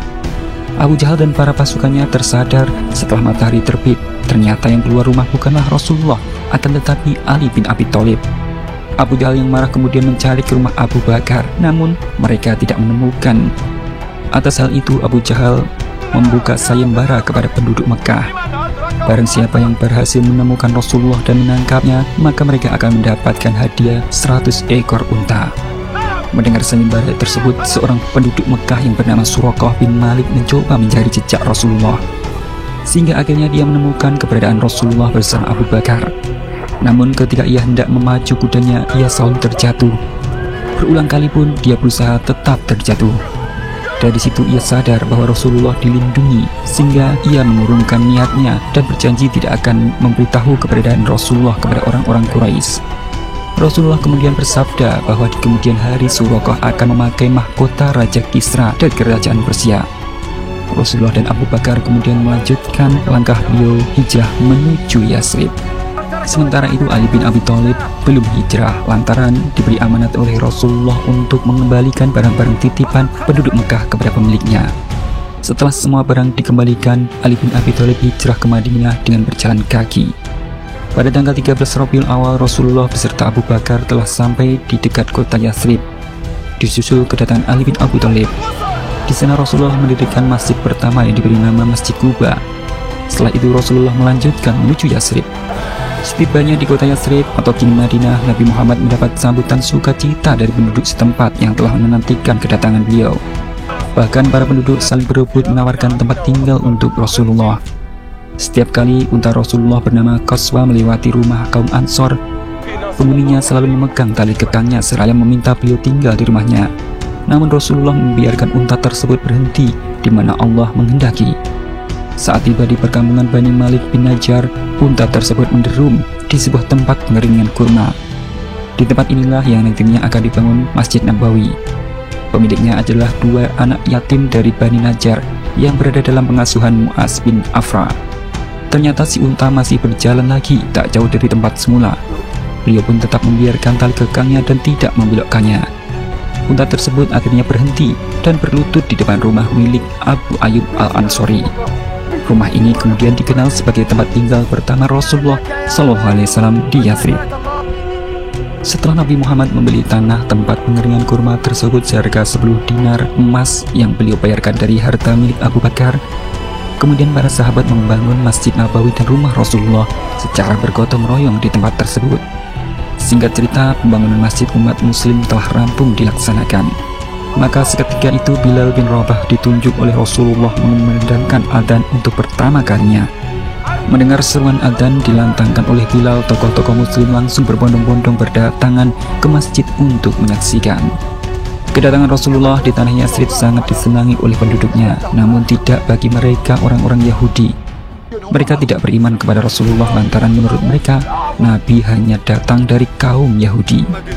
Oleh karena itu, untuk mencegah hal yang tidak dikehendaki, kemudian Rasulullah membuat perjanjian dengan suku-suku Yahudi dan sekutunya di wilayah Madinah, dengan ditandai lahirnya perjanjian tertulis yang dikenal dengan Piagam Madinah. Sewaktu muslimin hijrah dari Mekah menuju Madinah, harta benda yang mereka tinggal dijarah oleh orang-orang Quraisy Mekah. Sehingga ketika kafilah dagang Abu Sufyan yang pulang dari negeri Syam, Rasulullah memerintahkan kaum Muhajirin dan Ansor untuk menghadang kafilah dagang tersebut guna mengambil kembali harta benda yang menjadi hak kaum muslimin. Maka 313 tentara Islam dikerahkan untuk mencegat pedagang kaum Quraisy itu sebelum sampai ke kota Mekah di dekat sebuah sumur Badar. Mengetahui hal itu, Abu Sufyan segera mengirimkan seorang utusan untuk meminta bantuan kepada orang-orang Quraisy yang berada di kota Mekah. Hal tersebut kemudian direspon oleh kaum Quraisy dan mereka mengumpulkan massa pasukan sebanyak 1.000 orang yang dipimpin oleh Abu Jahal. Mereka menyatakan perang dengan kaum muslimin. Akhirnya kedua kubu yang berbeda keyakinan tersebut dipertemukan di sebuah tempat yang berdekatan dengan sumur Badar pada tanggal 17 Ramadan tahun 2 Hijriah. Peristiwa itu dikenal dengan Perang Badar umat muslim. Meskipun jumlah kaum muslimin lebih sedikit dari kaum Quraisy, namun keimanan dan semangat juang fisabilillah membuat mereka tak gentar untuk menghadapinya. Pertempuran itu diawali dengan pertarungan 1 lawan 1. Dari kubu kaum muslimin diwakili oleh Hamzah, Ali bin Abi Thalib, serta Ubaidah bin Harits. Sedangkan dari kubu Quraisy diwakili oleh Utbah bin Rabi'ah, Walid bin Utbah, serta Syaibah bin Rabi'ah. Setelah sekian lama pertarungan yang sengit itu terjadi, akhirnya Ali bin Abi Thalib yang kala itu masih berusia 25 tahun dengan membawa pedang Zulfikar berhasil menumbangkan Walid bin Utbah. Komandan takbir pun menggema di kubu muslimin sebagai tanda syukur. Sedangkan Utbah bin Rabi'ah sempat imbang dengan Ubaidah bin Harits sebelum akhirnya ia tewas oleh tebasan pedang Hamzah. Ubaidah juga harus mendapatkan luka yang cukup hebat yang menyebabkan syahid. Takbir pun terus bergema di kaum muslimin. Walaupun setelah pertarungan itu dimenangkan oleh pihak kaum muslimin, ternyata tiba-tiba Abu Jahal langsung mengerahkan pasukannya untuk menyerang kaum muslimin. Begitu juga Umayyah yang mengerahkan pasukannya. Di saat yang sama, Hamzah mengambil alih komando pasukan muslimin untuk mengerahkan setiap divisi pasukan. Termasuk Ali bin Abi Thalib juga memegang komando dari kaum muhajirin. Umar bin Khattab yang kala itu memegang komando pasukan pemanah dari kaum muslimin berhasil menumbangkan pasukan Quraisy satu persatu. Pertempuran terus berlangsung hingga beberapa orang dari pemimpin kaum Quraisy juga dapat dilumpuhkan, termasuk Abu Jahal yang kala itu langsung sekarat akibat luka parah yang bersarang di tubuhnya. Dia akhirnya tewas di tangan Abdullah bin Mas'ud. Kematian Abu Jahal yang menggemparkan itu juga dirasakan oleh Umayyah bin Khalaf. Setelah Bilal bin Rabah sebagai mantan budaknya berhasil melumpuhkan Umayyah dengan pedangnya. Melihat para pemimpin Quraisy tumbang, semua pasukan nyalinya menciut, hingga akhirnya mereka lari kocar-kacir mundur menyelamatkan diri. Beberapa orang Quraisy berhasil ditawan oleh pasukan muslim, di antaranya adalah Walid bin Al-Walid, Suhail bin Amr. Meskipun status mereka tawanan, namun Rasulullah memerintahkan untuk berbuat baik kepada mereka. Bahkan para tawanan diberikan makanan yang lebih baik. Kejadian itu ternyata mampu membuka pandangan para Bani Quraisy, termasuk saudara dari Khalid bin Walid, yaitu Walid bin Al-Walid. Ia melihat tentang ajaran Islam yang mengajarkan tentang kebaikan terhadap tawanan perang. Hingga dari situ ia menyatakan diri untuk masuk ajaran agama Islam. Selain Walid, disusul pula Umair bin Wahab. Dia sedang kebingungan lantaran anaknya ditawan oleh muslimin, namun tidak memiliki uang sebagai tebusan. Lantas dia mengatakan rencananya kepada Sofwan bahwa ia akan ke Madinah untuk membunuh Nabi Muhammad. Maka berangkatlah dia hingga sampai ke Madinah dengan membawa pedang. Namun niatan itu tak jadi ia laksanakan sebab Rasulullah telah memberitahukan semua rencana dia dan Sofwan untuk membunuh beliau. Mendengar itu, Umair terkejut sebab hanya dia dan Sofwan yang tahu rencana itu. Mulai saat itu dia pun memeluk agama Islam karena yakin bahwa Rasulullah adalah seorang nabi yang diutus. Setelah kembali ke Mekah, Umair menyatakan keimanannya secara terang-terangan di hadapan pemuka Quraisy. Beberapa bulan pasca meletusnya Perang Badar, kota Mekah masih dirundung duka yang sangat mendalam. Setelah para Quraisy ditinggalkan oleh para tokoh-tokoh petingginya, saat itu Mekah sudah berganti generasi muda dan dipimpin oleh Abu Sufyan. Mereka pun berencana untuk memerangi kaum muslimin di Madinah guna membalas dendam atas kekalahan mereka di Perang Badar. Hidun yang penuh dendam lantaran ayah dan saudaranya tewas dalam Perang Badar meminta bantuan kepada seorang budak bernama Wasi untuk bisa melenyapkan Hamzah. Dia diberikan sebuah iming-iming bahwa apabila misi tersebut berhasil maka Wasi akan terbebas dari perbudakan serta akan mendapatkan perhiasan yang sangat banyak. Tak mau kehilangan kesempatan, Wasi pun langsung menyetujui kesepakatan tersebut. Pada tanggal 7 Syawal tahun 3 Hijriah meletuslah perang Uhud yang dikomandoi oleh Abu Sufyan dari kaum Quraisy, sedangkan dari kaum muslimin masih dipimpin oleh Rasulullah. Kaum muslimin kala itu mengerahkan 1.000 pasukan dari Madinah. Namun, saat di tengah perjalanannya, seorang munafikin bernama Abdullah mengurungkan niatnya, yang membuat pasukan muslimin harus berkurang menjadi 700 pasukan. Sedangkan pasukan Quraisy berjumlah 3.000 orang. Dalam peristiwa perang Uhud tersebut, Rasulullah mulai mengatur barisan. 50 orang pasukan pemanah ditempatkan pada sebuah lembah di antara dua bukit. Kepada mereka diperintahkan supaya menjaga pasukan yang berada di belakang mereka. Ditekankan jangan sampai meninggalkan tempat walaupun dalam keadaan bagaimanapun juga. Sebab hanya dengan senjata panah serbuan pasukan berkuda dari musuh dari belakang dapat ditahan. Dari kubu muslimin masing-masing peleton dikomandoi oleh Abu Bakar, Umar, dan Ali bin Abi Thalib. Pasukan Quraisy dibagi menjadi pasukan sayap kanan dan sayap kiri. Pasukan sayap kanan dipimpin oleh Khalid bin Walid, sedangkan sayap kiri dipimpin oleh Ikrimah bin Abu Jahal. Perang Uhud mulai berkobar dengan tampilnya Ali ke depan melayani tantangan Thalhah bin Abi Thalhah. Baru saja Thalhah bin Abi Thalhah menggerakkan tangannya hendak mengayunkan pedang, secepat kilat pedang Ali Zulfikar menyambarnya hingga Thalhah pun tumbang di pedang Ali. Kemenangan Ali mendapat sambutan takbir tentara muslim. Sejalan kemudian Ikrimah segera mengerahkan pasukannya untuk menyerang kaum muslimin. Namun begitu mereka dekat, pasukan pemanah kaum muslimin yang berada di atas bukit melepas anak panahnya hingga mampu melumpuhkan beberapa pasukan Quraisy. Pasukan muslim kemudian mendesak maju. Pertempuran pun terjadi. Melihat banyaknya korban dari Quraisy sehingga mereka harus menarik mundur pasukannya jauh ke belakang. Dan atas kejadian itu, pasukan pemanah yang sebelumnya ditugaskan agar tetap berada di atas bukit ternyata tak mengindahkan perintah dari pimpinannya. Mereka keluar dari barisan untuk mengambil harta rampasan perang. Seketika itu, seorang komandan ahli strategi perang dari kaum Quraisy yang bernama Khalid bin Walid melihat sebuah kesempatan untuk bisa melakukan serangan balik. Khalid bin Walid langsung memerintahkan pasukan berkudanya agar memutar balik ke bukit Uhud. Hingga pasukan muslim yang sedang terlena atas mundurnya kaum Quraisy seketika tercengang setelah pasukan Khalid ternyata telah menyerang dari arah belakang. Hingga pasukan muslimin banyak yang berguguran sebagai syahid, termasuk paman Rasulullah yaitu Hamzah bin Abdul Muthalib yang berhasil ditumbangkan oleh Wasi dengan tombaknya. Melihat Hamzah yang telah meninggal, Hindun menghampiri jasadnya. Ia kemudian melakukan tindakan di luar naluri manusia. Ia merobek dada Hamzah, lalu dengan garangnya ia mengambil jantungnya untuk dimakan. Namun kebahagiaan Wasi tak tertahan lama, pasalnya dia ternyata masih dianggap sebagai budak yang dipandang secara hina oleh orang-orang Mekah. Hingga dengan kejadian itu, Wasi merasa sakit hati kepada penduduk Mekah. Di saat yang sama terlihat seorang Yahudi dari Bani Nadir yang telah lama tinggal di Madinah bernama Huyai bin Akhtab. Di sana Huyai terlihat sedang meminta bantuan kepada orang-orang Quraisy agar bersedia bekerja sama dengan kaum Yahudi untuk memerangi Rasulullah. Pasalnya, jalur dagang mereka untuk menuju negeri Syam telah dikuasai oleh orang-orang Muslim. Bukan hanya itu, dia merasakan kekhawatiran tentang agama Islam yang semakin berkembang. Huyai juga akan melakukan negosiasi dengan kaum Qatafan yang dipimpin oleh Uyainah bin Hisni dengan memberikan sokongan berupa kurma Khaybar selama 1 tahun agar mereka mau bersedia memerangi umat Islam. Kabar pengkhianatan kaum Yahudi yang bekerja sama dengan kaum Quraisy sampai ke Rasulullah.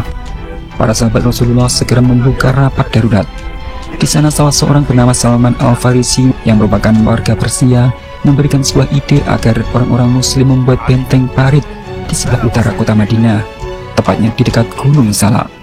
Hal ini dilakukan karena di sebelah utara Madinah itu merupakan satu-satunya jalan terbuka yang akan dilalui oleh pasukan musuh.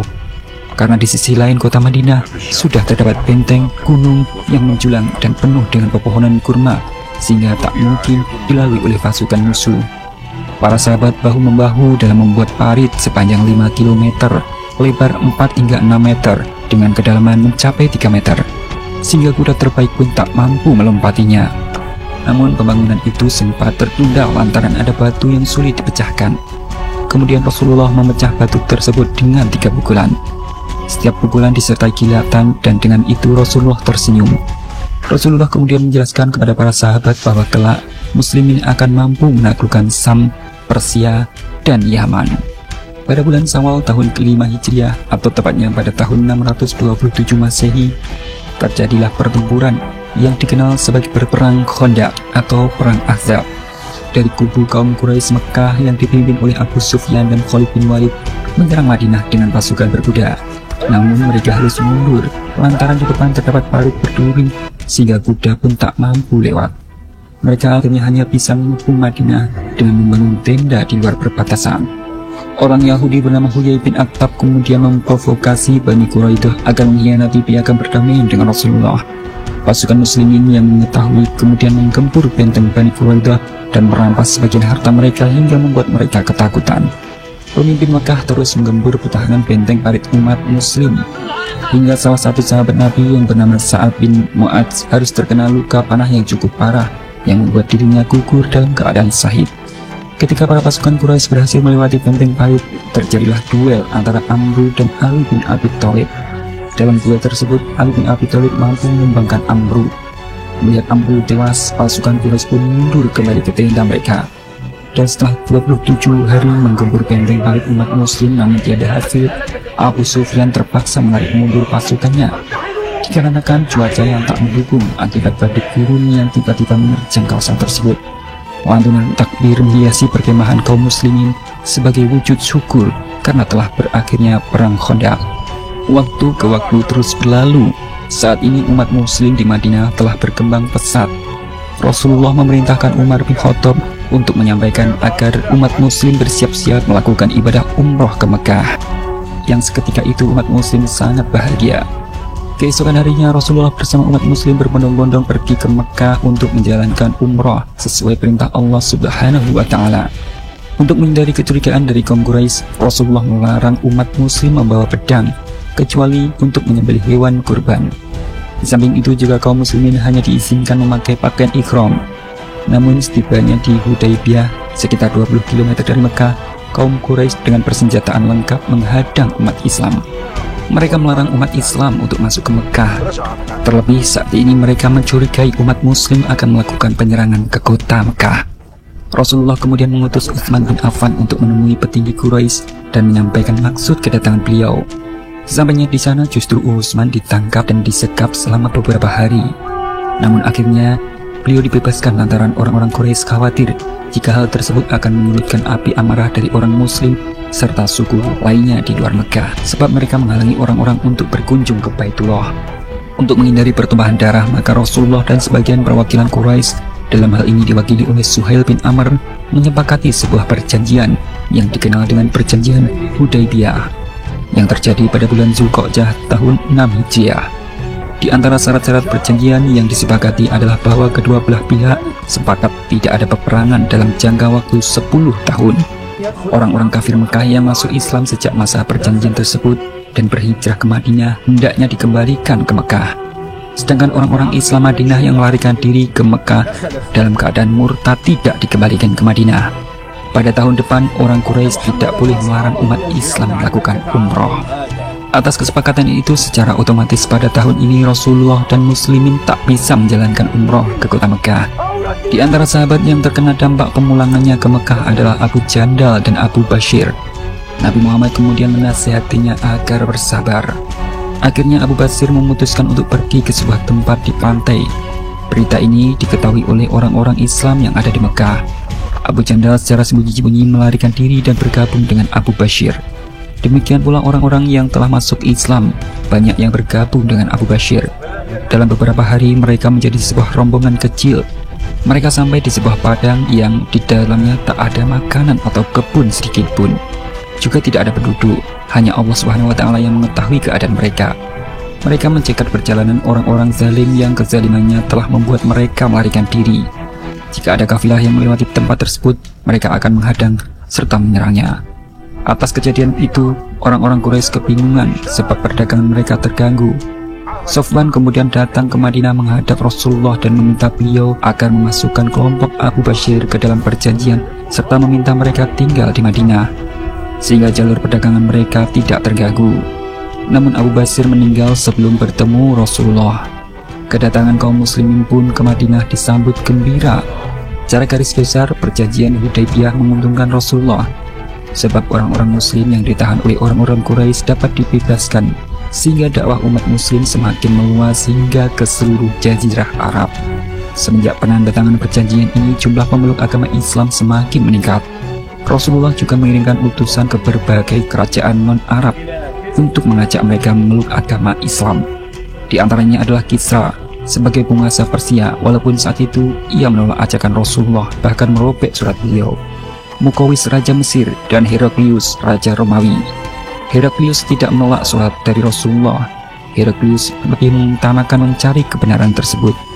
Ia berusaha mencari seluk-beluk tentang Nabi Muhammad dengan bertanya kepada Abu Sufyan yang kala itu belum memeluk agama Islam. Kendati tidak masuk Islam sampai akhir hidupnya, Heraklius mengakui kebenaran agama Rasulullah. Berbeda dengan Raja Najasyi yang menyatakan masuk Islam setelah sampai utusan Rasulullah kepada mereka. Jumlah kaum muslimin terus bertambah dari waktu ke waktu. Bahkan sebagian pemuka Quraisy juga masuk Islam. Di antaranya adalah Khalid bin Walid, sang panglima perang. Dia adalah sosok pemuda yang berpikir rasional, sehingga melihat beberapa peristiwa yang telah terjadi, ia sadar bahwa selama ini ia mengagumi Islam. Maka Khalid bin Walid yang telah mantap hatinya hijrah, ia bertemu Amr bin As yang sedang merenung. Rupanya Amr bin As juga telah mendapat hidayah, maka mereka segera menuju Madinah bersama. Kedatangan Amr bin As dan Khalid bin Walid disambut sukacita oleh kaum muslimin. Dengan masuk Islamnya Khalid bin Walid, kekuatan kaum muslimin semakin bertambah.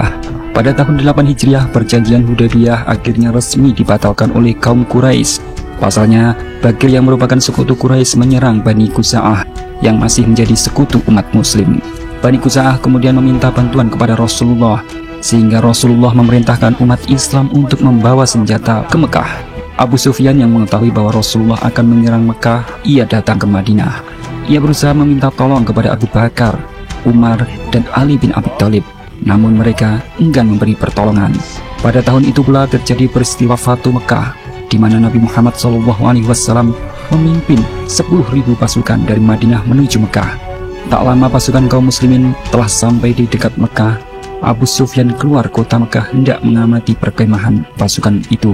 Kemudian ia bertemu dengan Abbas bin Abdul Muthalib dan bergegas menemui Rasulullah. Di hadapan Rasulullah, dia lalu mengucapkan 2 kalimat syahadat. Kemudian Rasulullah SAW memberikan sesuatu yang bisa dibanggakan oleh Abu Sufyan kepada kaumnya. Dia berkata bahwa siapa yang memasuki rumah Abu Sufyan aman, siapa yang memasuki masjid, dan siapa yang menutup pintu rumahnya juga akan aman. Dia memerintahkan mereka untuk berlindung di rumah serta menyatakan besarnya kekuatan umat Islam sekarang. Pada hari Jumat tanggal 20 Ramadan di tahun ke-8 Hijriah, Rasulullah SAW memasuki kota Mekah.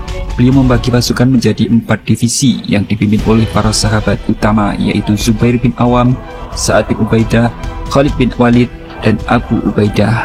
Keempat divisi itu memasuki Mekah dari 4 penjuru arah yang berbeda. Rasulullah SAW bersama pasukan muslimin membersihkan tak kurang 360 berhala yang berserakan di dalam maupun di luar Ka'bah, serta menghapus gambar-gambar di dalamnya. Akhirnya kota Mekah jatuh ke tangan muslimin tanpa pertumpahan darah sedikitpun. Rasulullah memerintahkan para sahabat untuk mengumpulkan penduduk Quraisy Mekah. Mereka dihadapkan pada 2 pilihan, antara masuk ke dalam agama Islam atau pergi dari Mekah. Maka dari peristiwa itu pula orang-orang Quraisy berbondong-bondong untuk masuk ke dalam agama Islam, termasuk Hindun binti Ubbah, Ikrimah bin Abu Jahal. Tak ketinggalan seorang tokoh yang sangat berpengaruh di kalangan Bani Quraisy yang bernama Suhail bin Amr juga memutuskan untuk memeluk agama Islam setelah anak-anaknya memberikan pencerahan terhadap dirinya. Begitu juga dengan Sofwan bin Umayyah, anak dari Umayyah bin Khalaf yang kini tersadar dan memutuskan untuk memeluk agama Islam. Wasi yang merupakan sahabat dari Bilal bin Rabah pun juga turut masuk memeluk agama Islam, meskipun dia telah berdosa karena telah membunuh paman Rasulullah, yaitu Hamzah, pada peristiwa perang Uhud. Namun sifat Rasulullah yang sangat bijaksana dan pemaaf sudah memaafkan Wasi. Setelah peristiwa Fatu Mekah terjadi, keadaan di kota Mekah terbebas dari budaya jahiliyah. Maka kini agama Islam menjadi semakin berkembang hingga misi Rasulullah untuk membebaskan umat dari kejahiliahan tercapai. 3 bulan sebelum wafat, Rasulullah menyampaikan khutbah terakhir di Arafah ketika menjalani ibadah haji. Usai mengerjakan wukuf di padang Arafah dan memperlihatkan tata cara manasik haji, Rasulullah SAW memanggil segenap kaum muslimin yang hadir untuk berkumpul mengelilingi beliau. Rasulullah SAW menyampaikan beberapa wasiat penting bagi umat muslim sebelum kepergian beliau. Wasiat itu terkait dengan urusan ketakwaan dan ibadah kepada Allah, terkait dengan persaudaraan antara umat muslim, penghapusan riba, larangan saling menzolimi, serta penghapusan dosa-dosa masa lalu, hubungan suami istri, hubungan antar manusia, Pegangan atau sumber utama ajaran agama Islam berupa Al-Quran dan Sunnah, juga tentang warisan. Tak lama setelah itu Nabi Muhammad mulai menderita sakit yang cukup parah. Tepatnya pada tanggal 29 bulan Safar tahun 11 Hijriah, Nabi mengalami sakit kepala dan demam tinggi selama beberapa waktu. Kondisi ini terus dialami Rasulullah selama kurang lebih 14 hari. Walaupun begitu, selama 11 hari berturut-turut Nabi masih menyempatkan diri untuk mengimami sholat berjamaah. Namun pada saat Rasulullah sudah tak kuasa menahan sakitnya, Umar bin Khattab ditunjuk untuk menggantikan posisi pada saat sholat asar. Dan tak selang berapa lama, semua raut wajah umat muslim berubah menjadi tangisan. Manusia termulia itu pun menghembuskan nafasnya yang terakhir. Beliau SAW telah wafat dalam pangkuan istri tercinta Aisyah radhiyallahu anha pada hari Senin 12 Rabiul Awal. Setelah Rasulullah SAW wafat, seluruh kota Madinah Al-Munawwarah terasa gelap gulita. Ketika itu Abu Bakar tidak sedang berada di dekat Rasulullah. Umar bin Khattab yang sangat terpukul mendengar wafatnya Rasulullah, dia berdiri sembari menyuarakan ketidakkepercayaannya mendengar berita tersebut. Umar juga mengancam akan memotong lisan orang-orang yang mengatakan bahwa Rasul meninggal. Kecintaan Umar yang begitu mendalam sehingga ia seakan tak percaya kini telah berpisah dengan Rasulullah. Dalam suasana mencekam akibat ketidakpercayaan Umar bin Khattab, Abu Bakar datang ke tempat Rasulullah setelah mendengar beliau wafat. Tanpa banyak bicara, langsung menuju ke jenazah Rasulullah yang ditutup kain, kemudian mencium kening Rasulullah sambil menangis. Abu Bakar keluar menemui Umar dan berusaha menenangkan beliau, namun tidak berhasil. Lalu beliau menghadap ke arah para sahabat dan membacakan surat Ali Imran ayat 144 yang artinya, Muhammad tak lain hanyalah seorang Rasul, sungguh telah berlalu sebelumnya beberapa orang Rasul. Apakah jika dia wafat atau dibunuh, kamu berbalik ke belakang murtad?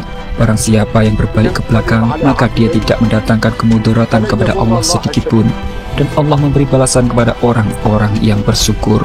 Setelah mendengar ayat tersebut, Umar bin Khattab tersadar, beliau pun menangis, dan jasad Rasulullah disemayamkan di komplek Masjid Nabawi di kota Madinah. Setelah wafatnya Rasulullah, kaum Ansor mencoba mengadakan pertemuan untuk mencari pengganti Rasulullah dari kalangan kaumnya sendiri. Mendengar hal itu, Umar serta Abu Bakar mencoba untuk meredakan situasi tersebut. Hingga dari sana Abu Bakar dibaiat untuk menjadi penerus Rasulullah. Begitu juga umat muslim lainnya juga membaiat Abu Bakar di Masjid Nabawi sebelum melaksanakan sholat, yang secara otomatis mengubah sistem yang ada menjadi kekhalifahan. Setelah Abu Bakar dikukuhkan menjadi khalifah pertama, Abu Sufyan mengadakan pertemuan dengan kaum Abdi Manaf, yang salah satunya yaitu Ali bin Abi Thalib. Di sana Abu Sufyan tak rela apabila penerus pemimpin dari umat Islam dipegang oleh Abu Bakar, sebab Abu Bakar tak mempunyai garis keturunan dari Bani Hashim. Maka Abu Sufyan menyarankan Ali bin Abi Thalib yang secara garis keturunan mendekati garis keturunan Rasulullah. Namun Ali dengan tegas menolak gagasan tersebut dan mengingatkan Abu Sufyan agar tidak membuat umat Islam terpecah belah dengan sifatnya yang seperti orang jahiliyah, dengan menganggap penerus Nabi adalah sebuah tahta yang harus diperebutkan. Di awal pemerintahan Abu Bakar menuai polemik di antara umat Islam, yang mana terjadi gejolak antara pendapat dari tokoh-tokoh muslim. Sebab sebelum wafat Rasulullah, Usamah bin Zaid telah ditunjuk untuk menjadi pemimpin pasukan Islam melawan bangsa Romawi, sehingga pada masa kekhalifahan Abu Bakar, sebagian mereka meminta menggantinya dengan alasan terlalu muda untuk menjadi seorang panglima perang. Namun Abu Bakar tidak melakukan penggantian, sebab Usamah adalah pilihan Rasulullah. Sementara itu di kota Mekah banyak orang menjadi bimbang, sebagian mereka bahkan murtad lantaran mereka beriman hanya ketika Nabi Muhammad saat hidup saja. Maka Suhail bin Amr selaku pembesar Quraisy yang telah bersungguh-sungguh membela agama Islam bergegas menasihati mereka agar mereka tak menjadi orang-orang yang tersesat oleh para orang-orang munafik yang mengacau. Waktu demi waktu telah terus berlalu setelah meninggalnya Rasulullah. Kondisi umat muslim cukup mengkhawatirkan. Pada masa ini banyak orang-orang yang murtad. Selain itu juga dihadapkan banyaknya orang-orang muslim menolak untuk membayar zakat, terutama suku di sekitaran Madinah. Abu Bakar berusaha menasihati mereka, namun ketika mereka tetap tidak mau membayar zakat, Abu Bakar memerintahkan pasukan muslimin untuk mengangkat pedang guna memerangi mereka. Ali bin Abi Thalib dan Umar bin Khattab menumbangkan banyak lawan sehingga para pemberontak berhasil dipukul mundur. Selain gelombang kemurtadan juga munculnya nabi palsu di berbagai tempat. Nabi palsu muncul dari seorang tokoh Bani Asad yang bernama Tulaihah al-Asadi. Mereka kemudian bekerja sama dengan Umayyah, ketua suku Bani Sufyan yang sebelumnya murtad untuk melawan pemerintahan Abu Bakar As-Siddiq. Khalifah Abu Bakar kemudian memerintahkan Khalid bin Walid membawa pasukan muslim untuk memerangi mereka. Sebelum berperang, Abu Bakar selalu berpesan untuk mengajak mereka beriman kembali. Namun bila mereka menolak, mereka akan diperangi. Ketika dua pasukan telah bertemu, Khalid bin Walid meminta Salim untuk mengumandangkan adzan. Namun pihak lawan tidak menjawab. Pertempuran pun terjadi. Khalid sang pedang Allah menumbangkan para musuh Islam. Pasukan musuh pun dibuat kocar-kacir hingga mereka melarikan diri. Umayyah, ketua Bani Sufyan, tertangkap dan dibawa ke depan Abu Bakar untuk diadili. Namun dia sadar dan kembali memeluk Islam serta menunaikan kewajiban membayar zakat, sehingga Abu Bakar membebaskannya. Di sebuah wilayah Irak yang dihuni oleh Bani Taglib, terdapat pula seorang wanita yang berprofesi sebagai dukun bernama Sajah binti Harith dari Bani Tamim. Di sana dia menyatakan diri sebagai seorang nabi dari kalangan perempuan setelah dia meninggalkan agamanya terdahulu, yaitu agama Nasrani. Beberapa waktu kemudian, setelah Sajah mendapat pengakuan dari penduduknya dan Bani Taglib serta Bani Rabi'ah, maka dia memberanikan diri untuk berangkat ke Madinah guna memerangi Khalifah Abu Bakar. Sajah binti Al-Harith yang saat itu menemui seorang bernama Malik bin Nuwairah, pemimpin Bani Tamim, untuk memintanya bergabung dalam pasukannya. Dengan memanfaatkan keadaan itu, Malik meminta beberapa persyaratan kepada Sajah agar dirinya diberi pasukan. Malik juga menyampaikan kepada Sajah agar menyerang pasukan Musailamah Al-Kadzab terlebih dahulu, yaitu seorang pendusta yang juga mengakui dirinya sebagai nabi. Atas saran yang diberikan itu, Sajah binti Al-Harith langsung menemui pimpinan Musailamah Al-Kadzab dari Bani Hanifah di wilayah Yamamah yang sekarang menjadi wilayah administrasi kota Riyadh. Di sana Sajah binti Al-Harith menyerukan untuk tunduk pada pemerintahnya. Namun Musailamah memilih untuk bernegosiasi dengan jalan damai. Di dalam negosiasi itu, Musailamah memberikan upeti kepada Sajah serta mengajaknya untuk menikah. Setelah mendengar tawaran hadiah yang menggiurkan, akhirnya meluluhkan hatinya dan bersedia bergabung dengan pasukan Musailamah untuk berperang melawan pasukan Khalid bin Walid. Atas hal itu juga, Sajah memilih membatalkan kesepakatan dengan Malik secara pihak dan menarik pasukannya. Maka secara emosional Malik harus menerima kenyataan pahitnya. Pasalnya Malik tengah diburu oleh pasukan Khalid bin Walid setelah dirinya didapati membangkang pada pemerintahan Khalifah Abu Bakar. Melihat kondisi Yamamah telah minim pasukan, Khalid bin Walid memanfaatkan kesempatan tersebut untuk menggempur pemukiman Malik hingga akhirnya dia ditangkap tanpa perlawanan. Malik pun akhirnya dijatuhi hukuman mati lantaran tidak mau bertobat atas kesalahannya yang tidak mau membayar zakat dan memerangi muslimin bersama nabi palsu. Setelah itu Khalid langsung mengerahkan pasukannya untuk berhadapan dengan pasukan Musailamah di wilayah Yamamah, yang kemudian peristiwa itu dikenal dengan Perang Yamamah. Peperangan untuk membasmi nabi palsu itu akhirnya pecah. Dari pertempuran itu pihak muslimin banyak yang jatuh berguguran, termasuk para penghafal Al-Quran, yaitu Salim, anak dari Abu Hudzaifah, dan juga Abu Hudzaifah sendiri yang gugur dalam keadaan syahid. Tak hanya itu, anak dari pembesar Quraisy Suhail bin Amr yang bernama Abdullah juga harus gugur. Hingga setelah melihat para suhada yang berguguran satu persatu, Khalid terus menekan pasukan Musailamah sampai akhirnya pasukan Musailamah mundur ke dalam benteng Bani Hanifah. Tanpa buang waktu, seorang komandan dari kaum muslimin berhasil memasuki benteng Hanifah dengan jalan menaiki tangga dan melompat dari atas tembok, hingga akhirnya dia dapat membuka gerbang benteng tersebut. Pasukan muslimin pun menerobos masuk benteng. Dari sana, Wasi menunjukkan bukti keseriusannya dalam berjihad dengan berhasil membunuh pimpinan tertinggi sekaligus nabi palsu, yaitu Musailamah Al-Kadzab dengan tombaknya. Maka dengan kejadian itu, umat muslim dapat memberantas semua nabi palsu yang selama ini meresahkan. Dari peristiwa pertempuran Yamamah, banyak tokoh muslim yang gugur, termasuk kakak dari Umar bin Khattab, yaitu Zaid bin Khattab. Melihat banyaknya penghafal Al-Quran yang gugur dalam pertempuran Yamamah, Umar mengajukan sebuah pendapat kepada Abu Bakar untuk mengumpulkan mushaf, yaitu tulisan-tulisan Al-Quran yang tercecer dan masih terpisah yang ada di pelepah kurma serta kulit hewan menjadi satu mushaf, yaitu kitab Al-Quran. Mendengar pendapat tersebut, Abu Bakar setuju, kemudian menunjuk Zaid bin Thabit untuk menjadi pemimpin dalam rangka menyatukan lembaran ayat-ayat Al-Quran. Karena Zaid bin Thabit adalah seorang yang cerdas dan dapat dipercaya, serta dahulu adalah penulis wahyu Rasulullah. Di samping itu, pengejaran terhadap orang-orang murtad terus dilakukan oleh pihak muslim, hingga mereka sampai di suatu wilayah Irak yang merupakan basis kekuatan kerajaan Persia. Atas hal itu, seperti sabda Rasulullah SAW untuk menaklukkan Persia, maka Khalifah Abu Bakar mengutus Khalid bin Walid beserta pasukannya agar mereka bergerak ke wilayah Irak dan bergabung dengan pasukan Al-Mutsana bin Harith, dengan Khalid bin Walid tetap sebagai panglima perang. Dalam perjalanannya, pasukan Khalid bin Walid dihadang oleh pasukan Persia yang berada di wilayah Qazimah, sebuah tempat yang sekarang merupakan negara Kuwait. Maka di sana pecahlah perang Zalatus Salasil, yaitu peperangan sengit yang mengandalkan pasukan penunggang kuda. Bahkan pada situasi itu, orang-orang Persia mengikat kaki mereka satu sama lain dengan rantai agar tak ada satupun yang bisa melarikan diri dari peperangan tersebut. Panglima pasukan Persia bernama Hurmuz maju menentang Khalid untuk berduel. Duel tersebut awalnya terjadi di atas kuda, namun Khalid berhasil menjatuhkan lawannya. Saat Khalid bin Walid akan memenangkan pertarungan itu, tiba-tiba harus berada di ambang bahaya lantaran dia dikeroyok oleh beberapa musuh. Namun Al-Mutsana bertindak dengan cepat membantu Khalid bin Walid. Atas kejadian itu, Khalid langsung mengerahkan pasukan berkudanya untuk menyerang pihak musuh hingga peperangan itu berjalan dengan sengit. Dari peperangan itu pula akhirnya pihak muslim menang telak atas pertempuran Zatus Salasil.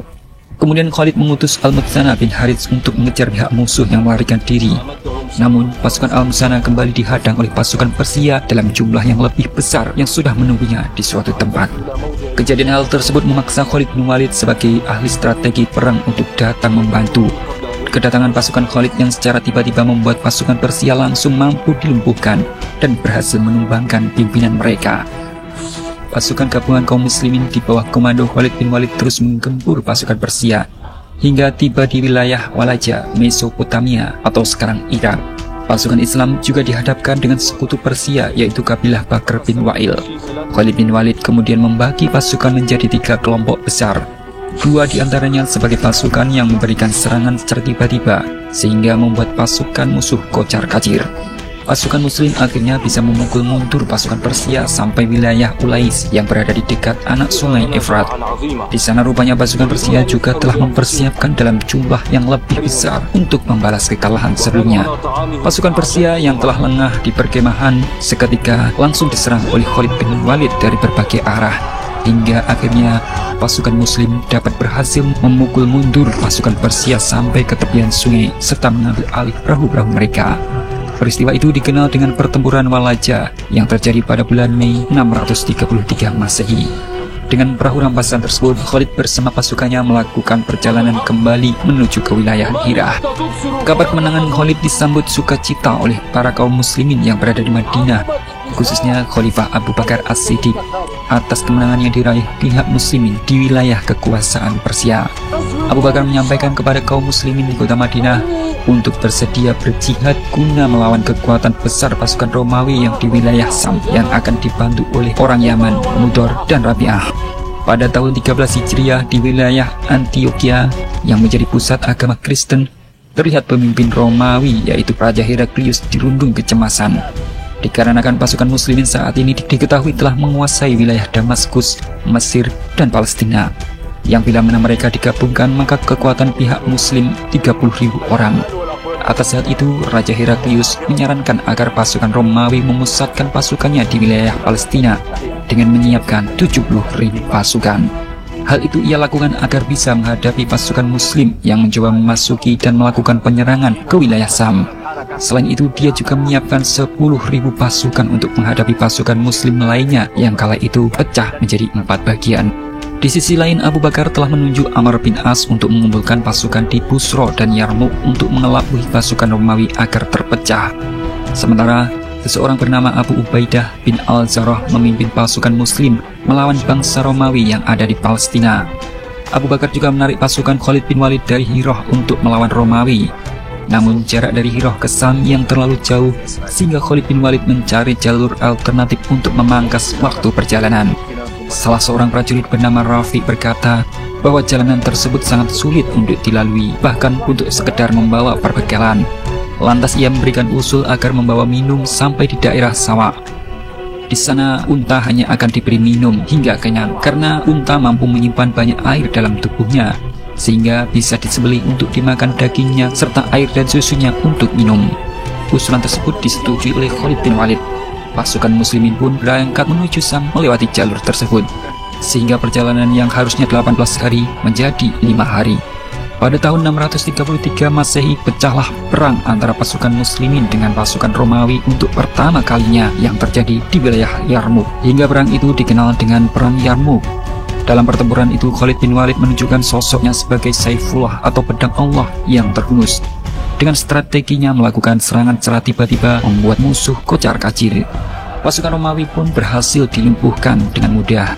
Mendengar kekalahan pasukan Romawi pada pertempuran Yarmouk membuat Raja Heraklius sangat emosional dan seakan tak percaya bahwa pasukan Romawi yang sejak dulu mendominasi dunia dapat dikalahkan dengan mudah. Setelah diraihnya kemenangan itu, tiba-tiba kesehatan Khalifah Abu Bakar kian memburuk. Pada saat itu Abu Bakar merekomendasikan Umar bin Khattab sebagai calon penggantinya. Ali bin Abi Thalib kemudian menyampaikan salah satu sabda Rasulullah tentang Umar, bahwa Umar adalah orang yang teguh sehingga setan pun tidak bisa menggodanya. Para sahabat yang hadir kala itu menyetujui Umar bin Khattab sebagai pengganti Abu Bakar As-Siddiq. Meskipun awalnya Umar menolak untuk menjadi khalifah, namun setelah Abu Bakar sebagai sahabat dekat Rasulullah memberikan nasihat, ternyata membuat Umar menjadi luluh. Dan seketika itu beliau menerima untuk dibaiat menjadi khalifah kedua bagi umat Islam. Pada tahun 13 Hijriah, dan di tahun itu pula pada hari Senin 12 Jumadil Akhir, Abu Bakar As-Siddiq, orang yang selalu jujur dan membenarkan Rasulullah, harus menghembuskan nafas terakhirnya. Maka sesuai dengan permintaan terakhir, Abu Bakar dimakamkan di dekat makam Rasulullah. Setelah wafatnya Abu Bakar As-Siddiq, Umar langsung melakukan perubahan dengan menaikkan upah setiap pekerja dan membentuk anggota dari Badan Baitul Mal. Umar juga mengembalikan Mutsanna sebagai pemimpin pasukan di Irak sebagaimana wasiat Abu Bakar. Di samping itu, dalam tugas kepemimpinannya, Umar masih harus melanjutkan perjuangan dari Abu Bakar untuk melawan segala bentuk kezaliman serta kemungkaran, termasuk yang kini dilakukan oleh bangsa Romawi.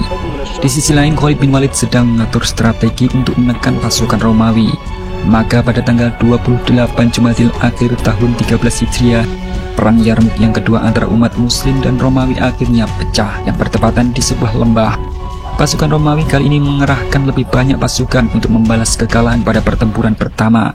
Meski jumlah mereka jauh lebih banyak, namun semangat juang kaum muslimin di jalan Allah telah berkobar hebat di hati mereka. Dari pertempuran itu, beberapa sahabat Rasulullah menjadi korban dan gugur dalam keadaan syahid. Pasukan muslim sangat terpojok oleh kehebatan strategi perang Romawi. Bahkan tak sampai di sana, Hindun yang dahulu merupakan wanita yang sangat membenci Rasulullah dalam pertempuran kali ini juga ikut mengangkat senjata untuk membela panji-panji Islam.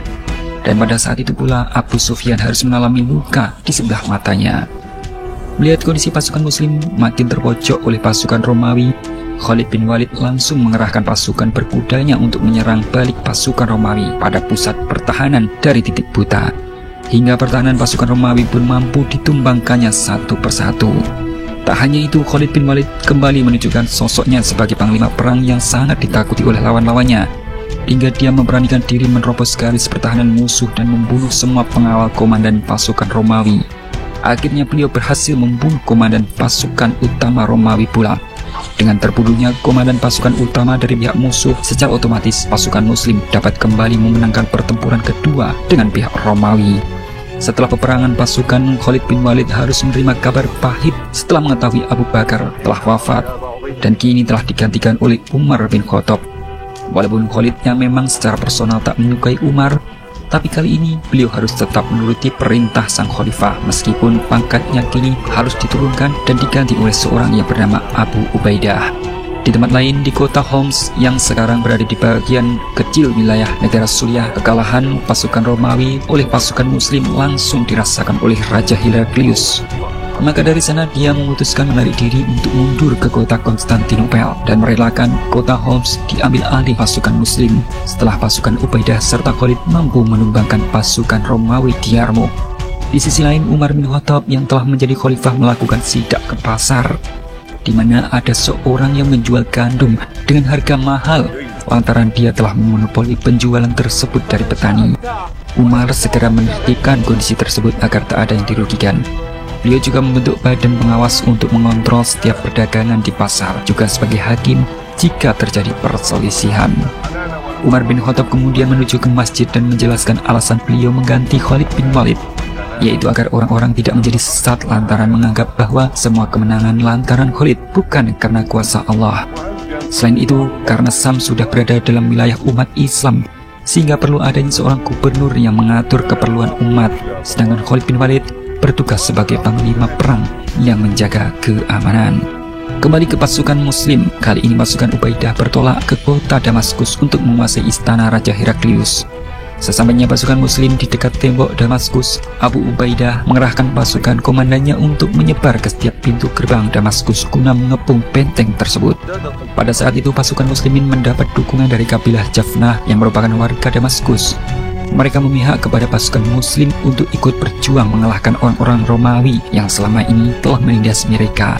Mereka juga bersedia mensuplai peralatan modern seperti milik kerajaan Romawi. Sebagai ganti, mereka akan mendapatkan perlindungan dari kaum muslimin. Sementara itu, berita kekalahan pihak Romawi di berbagai tempat telah menyebar sampai ke negeri Persia, hingga membuat orang-orang Persia di kota Al-Madain, Iran menjadi cemas, termasuk ratu dari kerajaan Sasania yang bernama Ratu Boran. Dia merupakan anak Raja Kisra kedua yang ayahnya digulingkan dan dieksekusi. Kemudian Ratu Boran diangkat menjadi Ratu Persia untuk menstabilkan kerajaan dari kepunahan. Dan dari sana pula Ratu Boran menunjuk seorang bernama Rustum untuk menjadi Perdana Menteri sekaligus komandan tertinggi untuk memerangi umat muslim. Atas tugas itu, Rustum memerintahkan pasukan agar menghadang pasukan muslim di wilayah Al-Namari yang dipimpin oleh Al-Mutsana, hingga wilayah tersebut menjadi medan pertempuran yang sangat mengerikan. Korban pun berguguran baik dari pasukan Persia maupun pasukan muslim. Namun Allah memberikan kemenangan pada pasukan muslim di berbagai tempat. Kabar kekalahan sampai pada Ratu Boran, dan dia tampak tidak percaya sebab selama ini pasukan Persia terkenal di seluruh dunia. Dan dari sana juga dia tahu bahwa selama pertempuran Panglima Rustum tidak mengomandoi secara langsung, akan tetapi dari dalam rumahnya. Di tempat lain, saat pasukan Abu Ubaidah mengalami kendala dalam menghadapi pasukan Romawi di benteng Damaskus yang terkenal dengan temboknya yang kokoh serta pertahanannya yang kuat, di sana banyak kaum muslimin yang berguguran. Meskipun mereka sudah mengerahkan senjata berat seperti ketapel, namun tembok itu tetap kokoh berdiri, belum bisa ditobos. Hingga akhirnya mereka pun menunggu momen yang pas untuk menerobos tembok. Sementara itu, peperangan di Irak yang dipimpin oleh Abu Ubaid melawan Persia menjadi kesulitan tersendiri bagi pihak muslim. Pasalnya pertempuran itu dipisahkan oleh sebuah sungai, dan pasukan Persia yang licik menyerang pasukan muslim ketika sedang menyeberang. Selain itu, adanya pasukan gajah dari barisan kavaleri Persia membuat banyak pasukan muslim yang berguguran. Maka Khalifah Umar meminta kepada umat muslim yang lain untuk berjihad melawan pasukan Persia di Irak. Selain itu, di kerajaan Sasania, Ratu Boran sebagai penguasa Persia sementara telah membuat perjanjian bahwa dirinya akan menjabat sebagai ratu selama periode tertentu. Setelah kerajaan Sasania telah stabil, maka di tahun ini dia harus merelakan jabatannya sebagai ratu kepada salah satu keturunan Perves, yaitu Yezdigrid. Sementara di kota Madinah, Khalifah Umar bin Khattab terus menunjukkan sifat-sifat yang tak biasa dilakukan oleh khalifah sebelumnya. Beliau merupakan sosok khalifah yang turun langsung melihat rakyatnya yang tidak mampu, serta bersedia mendengarkan keluhan dari masyarakat. Bahkan istri yang ditinggal jihad oleh suaminya, mereka perhatikan kebutuhan hidupnya. Bukan hanya orang muslim yang diperhatikan Umar, bahkan orang Nasrani yang terlilit hutang pun beliau bantu. Suatu hari saat Umar bin Khattab berkeliling, beliau melihat ada seorang wanita yang sedang masak di dekat tenda. Sesekali ibu ini sibuk mengaduk panci, sesekali pula ia membujuk anaknya untuk tidur. Umar lantas bersegera melontarkan pertanyaan tentang apa yang sedang dimasak ibu tersebut dan apa penyebab si putra tak henti-hentinya menangis. Dengan sedih si ibu menceritakan keadaannya. Ia mengatakan bahwa anaknya menangis karena kelaparan, sementara ia tak punya makanan apapun di rumahnya. Ibu ini juga mengatakan bahwa yang sedang dimasak itu adalah sepunggah batu untuk menghibur sang anak, seolah-olah ibunya sedang membuat makanan untuk dirinya. Ibu ini juga sempat mengumpat kekesalannya pada sang pemimpin, dalam hal ini Umar, karena membiarkan rakyatnya kelaparan. Mendengar kekesalan dari ibu ini, Umar lantas pergi menuju Baitul Mal untuk mengambil sekarung gandum. Beliau membawa sendiri karung gandum tersebut di punggungnya dan menuju ke rumah ibu yang memasak batu tersebut. Pengawal Umar yang melihat pemimpinnya terkopoh-kopoh membawa karung gandum lantas menawarkan diri untuk membantu, namun Umar menolaknya. Umar yang terus membawa karung gandum tersebut. Setelah sampai di rumah ibu tadi, Umar langsung memasakkan sebagian gandum untuk dijadikan makanan. Setelah matang, ibu dan anak ini dipersilakan makan sampai kenyang. Umar lantas pamit setelah ibu dan anak ini makan dengan cukup. Beliau kemudian berpesan agar esok harinya anak dan ibu datang ke Baitul Mal menemui Umar untuk mendapatkan jatah makan dari negara. Sepulang dari berkeliling, Umar kelelahan dan berhenti di samping rumah penduduk. Dari balik pagar, Umar tak sengaja mendengarkan suara seorang ibu yang menyuruh anaknya untuk mencampur susu dengan air agar mendapat untung yang berlipat. Namun anak gadis tersebut menolak dengan alasan bahwa itu kecurangan dan haram hukumnya. Lebih baik untuk sedikit namun halal. Selain itu, meski Amirul Mukminin Umar bin Khattab tidak tahu, tapi Allah Maha melihat apa yang dilakukan hambanya. Keesokan harinya, Umar lantas mendatangi rumah tersebut dan menanyakan perihal susu. Ibu anak tersebut ketakutan dan meminta maaf. Bukan hanya itu, Umar juga tertarik dengan kejujuran si perempuan yang bernama Zainab, kemudian menjodohkan dengan putra beliau yang bernama Azim. Selain sebagai pemimpin, Umar juga sebagai hakim. Setiap permasalahan umat diselesaikan di depan Umar. Permasalahan umat kian bertambah, namun kini wahyu telah terputus sebab Rasulullah telah wafat. Umar lantas meminta kepada umat muslim untuk mengambil hukum dari Al-Quran, Sunnah. Namun bila tidak ada dalam kedua sumber tersebut, beliau meminta untuk mengedepankan musyawarah dalam mengambil keputusan. Kembali ke pertempuran di benteng Damaskus. Buah kesabaran pihak kaum muslimin yang mengepung benteng tersebut selama berbulan-bulan lamanya akhirnya mendapat kesempatan untuk melakukan serangan. Ketika para petinggi pasukan Romawi sedang melakukan pesta, saat itu penjagaan gerbang timur lengah. Pasukan muslimin kemudian memanfaatkan kesempatan tersebut untuk memanjat tembok dan membuka gerbang. Para penjaga gerbang yang tak sadar bahwa ternyata pasukan Khalid bin Walid telah berhasil menyusup ke gerbang benteng timur, yang seketika itu petinggi Romawi di benteng itu harus takluk dan menyerahkan kota Damaskus ke pihak pasukan Islam. Pasukan muslim kemudian masuk dan menduduki kota Damaskus. Atas keberhasilan itu, kaum muslimin menjadi bahagia setelah apa yang dijanjikan Rasulullah terbukti benar adanya. Sementara itu, di Madinah, Umar bin Khattab mendapatkan kabar bahwa umat sana di Irak masih terus berjuang, penduduk Azam yang telah bersekutu dengan Kisra. Maka, untuk itu Umar menunjuk komandannya yang dijuluki Singa Tertidur, yaitu Sa'ad bin Abi Waqqas, untuk membawa bala bantuan ke Irak. Singkat cerita, pasukan Sa'ad bin Abi Waqqas telah mendirikan kem-kem militer di wilayah Qadisiyah untuk berhadapan dengan pasukan Persia yang dipimpin langsung oleh Panglima Perang Rostum. Namun pada waktu itu Sa'ad tengah terbaring lemah dikarenakan dia terkena penyakit misterius yang belum diketahui. Meskipun begitu, beliau tetap memberikan komando dari jarak jauh. Hingga beberapa waktu berselang, peperangan Qadisiyah akhirnya pecah. Pada hari pertama itu, para komandan pasukan Sa'ad bin Abi Waqqas mampu menumbangkan para komandan pasukan Persia. Pertempuran pun berlanjut dengan pasukan, walaupun mereka masih kesulitan menghadapi pasukan gajah hingga menimbulkan banyaknya korban dari pasukan muslim. Namun situasi seketika berubah setelah pasukan berkuda kaum muslimin yang dikomandoi oleh Ibnu Amir At-Tamimi membawa pasukan yang begitu besar. Dengan strategi, pasukan itu dipecah kembali menjadi unit-unit kecil yang membawa masing-masing 100 pasukan. Hal ini dilakukan untuk semata-mata membuat pasukan Persia menjadi ciut, yang seakan-akan melihat pasukan muslim tak habis-habisnya. Di hari kedua, At-Tamimi memutuskan untuk mengajak duel kepada para komandan pasukan Persia.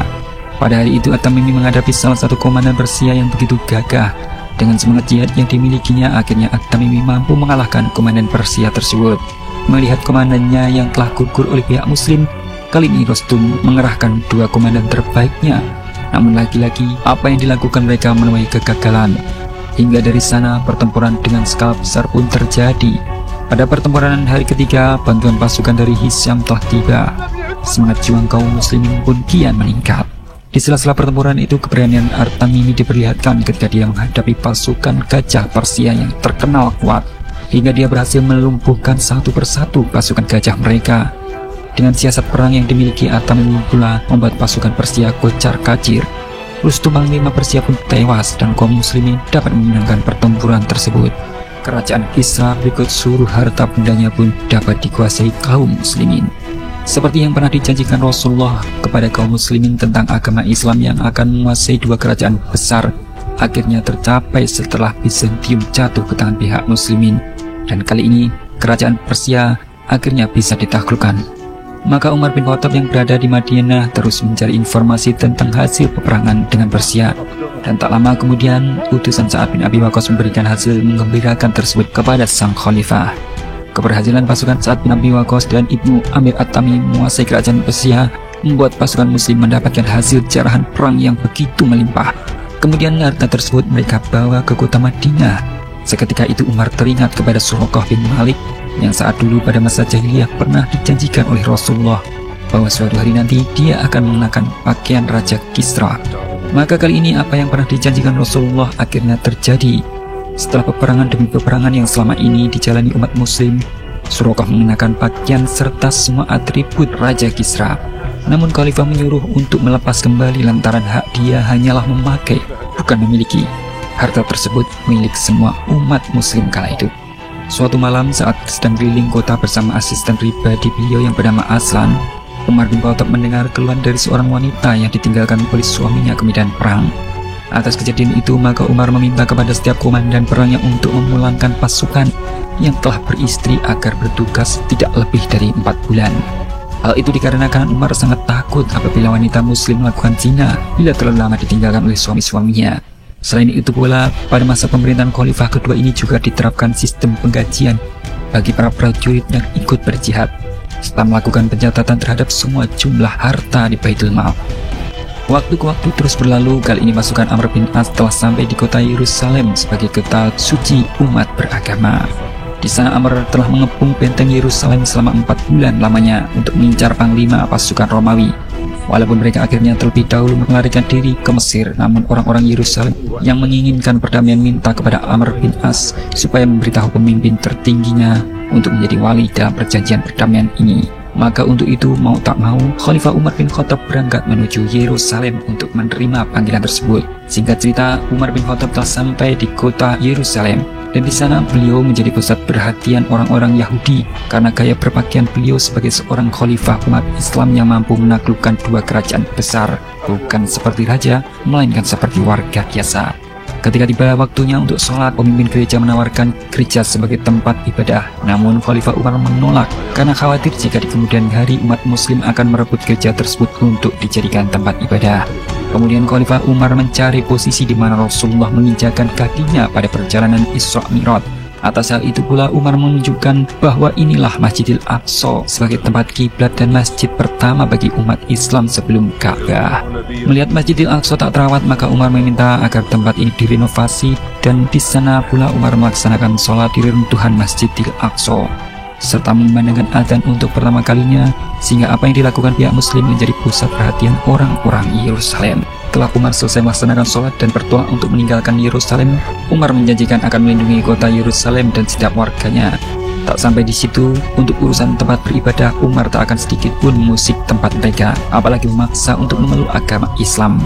Atas kebaikan sifat adil serta kesederhanaan Umar menjadikan beliau sebagai sosok yang sangat dicintai oleh penduduk Yerusalem. Sepulang dari berkeliling antar daerah seperti biasa, Umar bin Khattab melakukan belusuan. Kali ini beliau sidak ke pasar hewan untuk memastikan bahwa jual beli berjalan secara baik dan benar sesuai syariat Islam. Kala itu Umar melihat ada unta yang badannya lebih gemuk daripada lainnya, padahal semua unta digembala di padang rumput yang sama. Lantas beliau bertanya pemilik unta tersebut. Setelah tahu unta tersebut adalah milik putra beliau yaitu Abdullah, maka segera beliau memanggil dan meminta menjual unta itu. Abdullah hanya boleh mengambil modalnya saja, selebihnya untuk Baitul Mal, sebab lantaran dia adalah seorang anak khalifah sehingga orang-orang memprioritaskan untanya dibanding unta lain saat digembala di padang. Pada tahun 17 Hijriah juga merupakan tahun kelaparan akibat musim kemarau dan badai pasir yang terjadi di berbagai wilayah Arab, termasuk Madinah. Selain itu, semakin banyaknya orang-orang yang datang dan bermukim di Madinah membuat Umar bin Khattab kali ini diuji kesabarannya oleh Allah untuk menunjukkan sikap kepemimpinannya. Bagaimana caranya agar beliau bisa memenuhi segala kebutuhan umatnya yang sedang ditimpa musibah. Meskipun saat itu para sahabat Rasulullah seperti Utsman bin Affan telah menyisihkan unta-untanya agar bisa dikonsumsi untuk umat, namun tak semua hewan peliharaan dapat dikonsumsi. Pasalnya, musim kemarau saat itu membuat sebagian hewan kena penyakit dan bahan panganan mengalami gagal panen. Atas situasi itu, Umar merenung dan agar sebisa mungkin dirinya menghindar mengkonsumsi makanan mewah seperti daging atau makanan bergizi. Hal itu dilakukannya karena dia sangat berempati serta malu kepada umatnya yang dilanda musibah.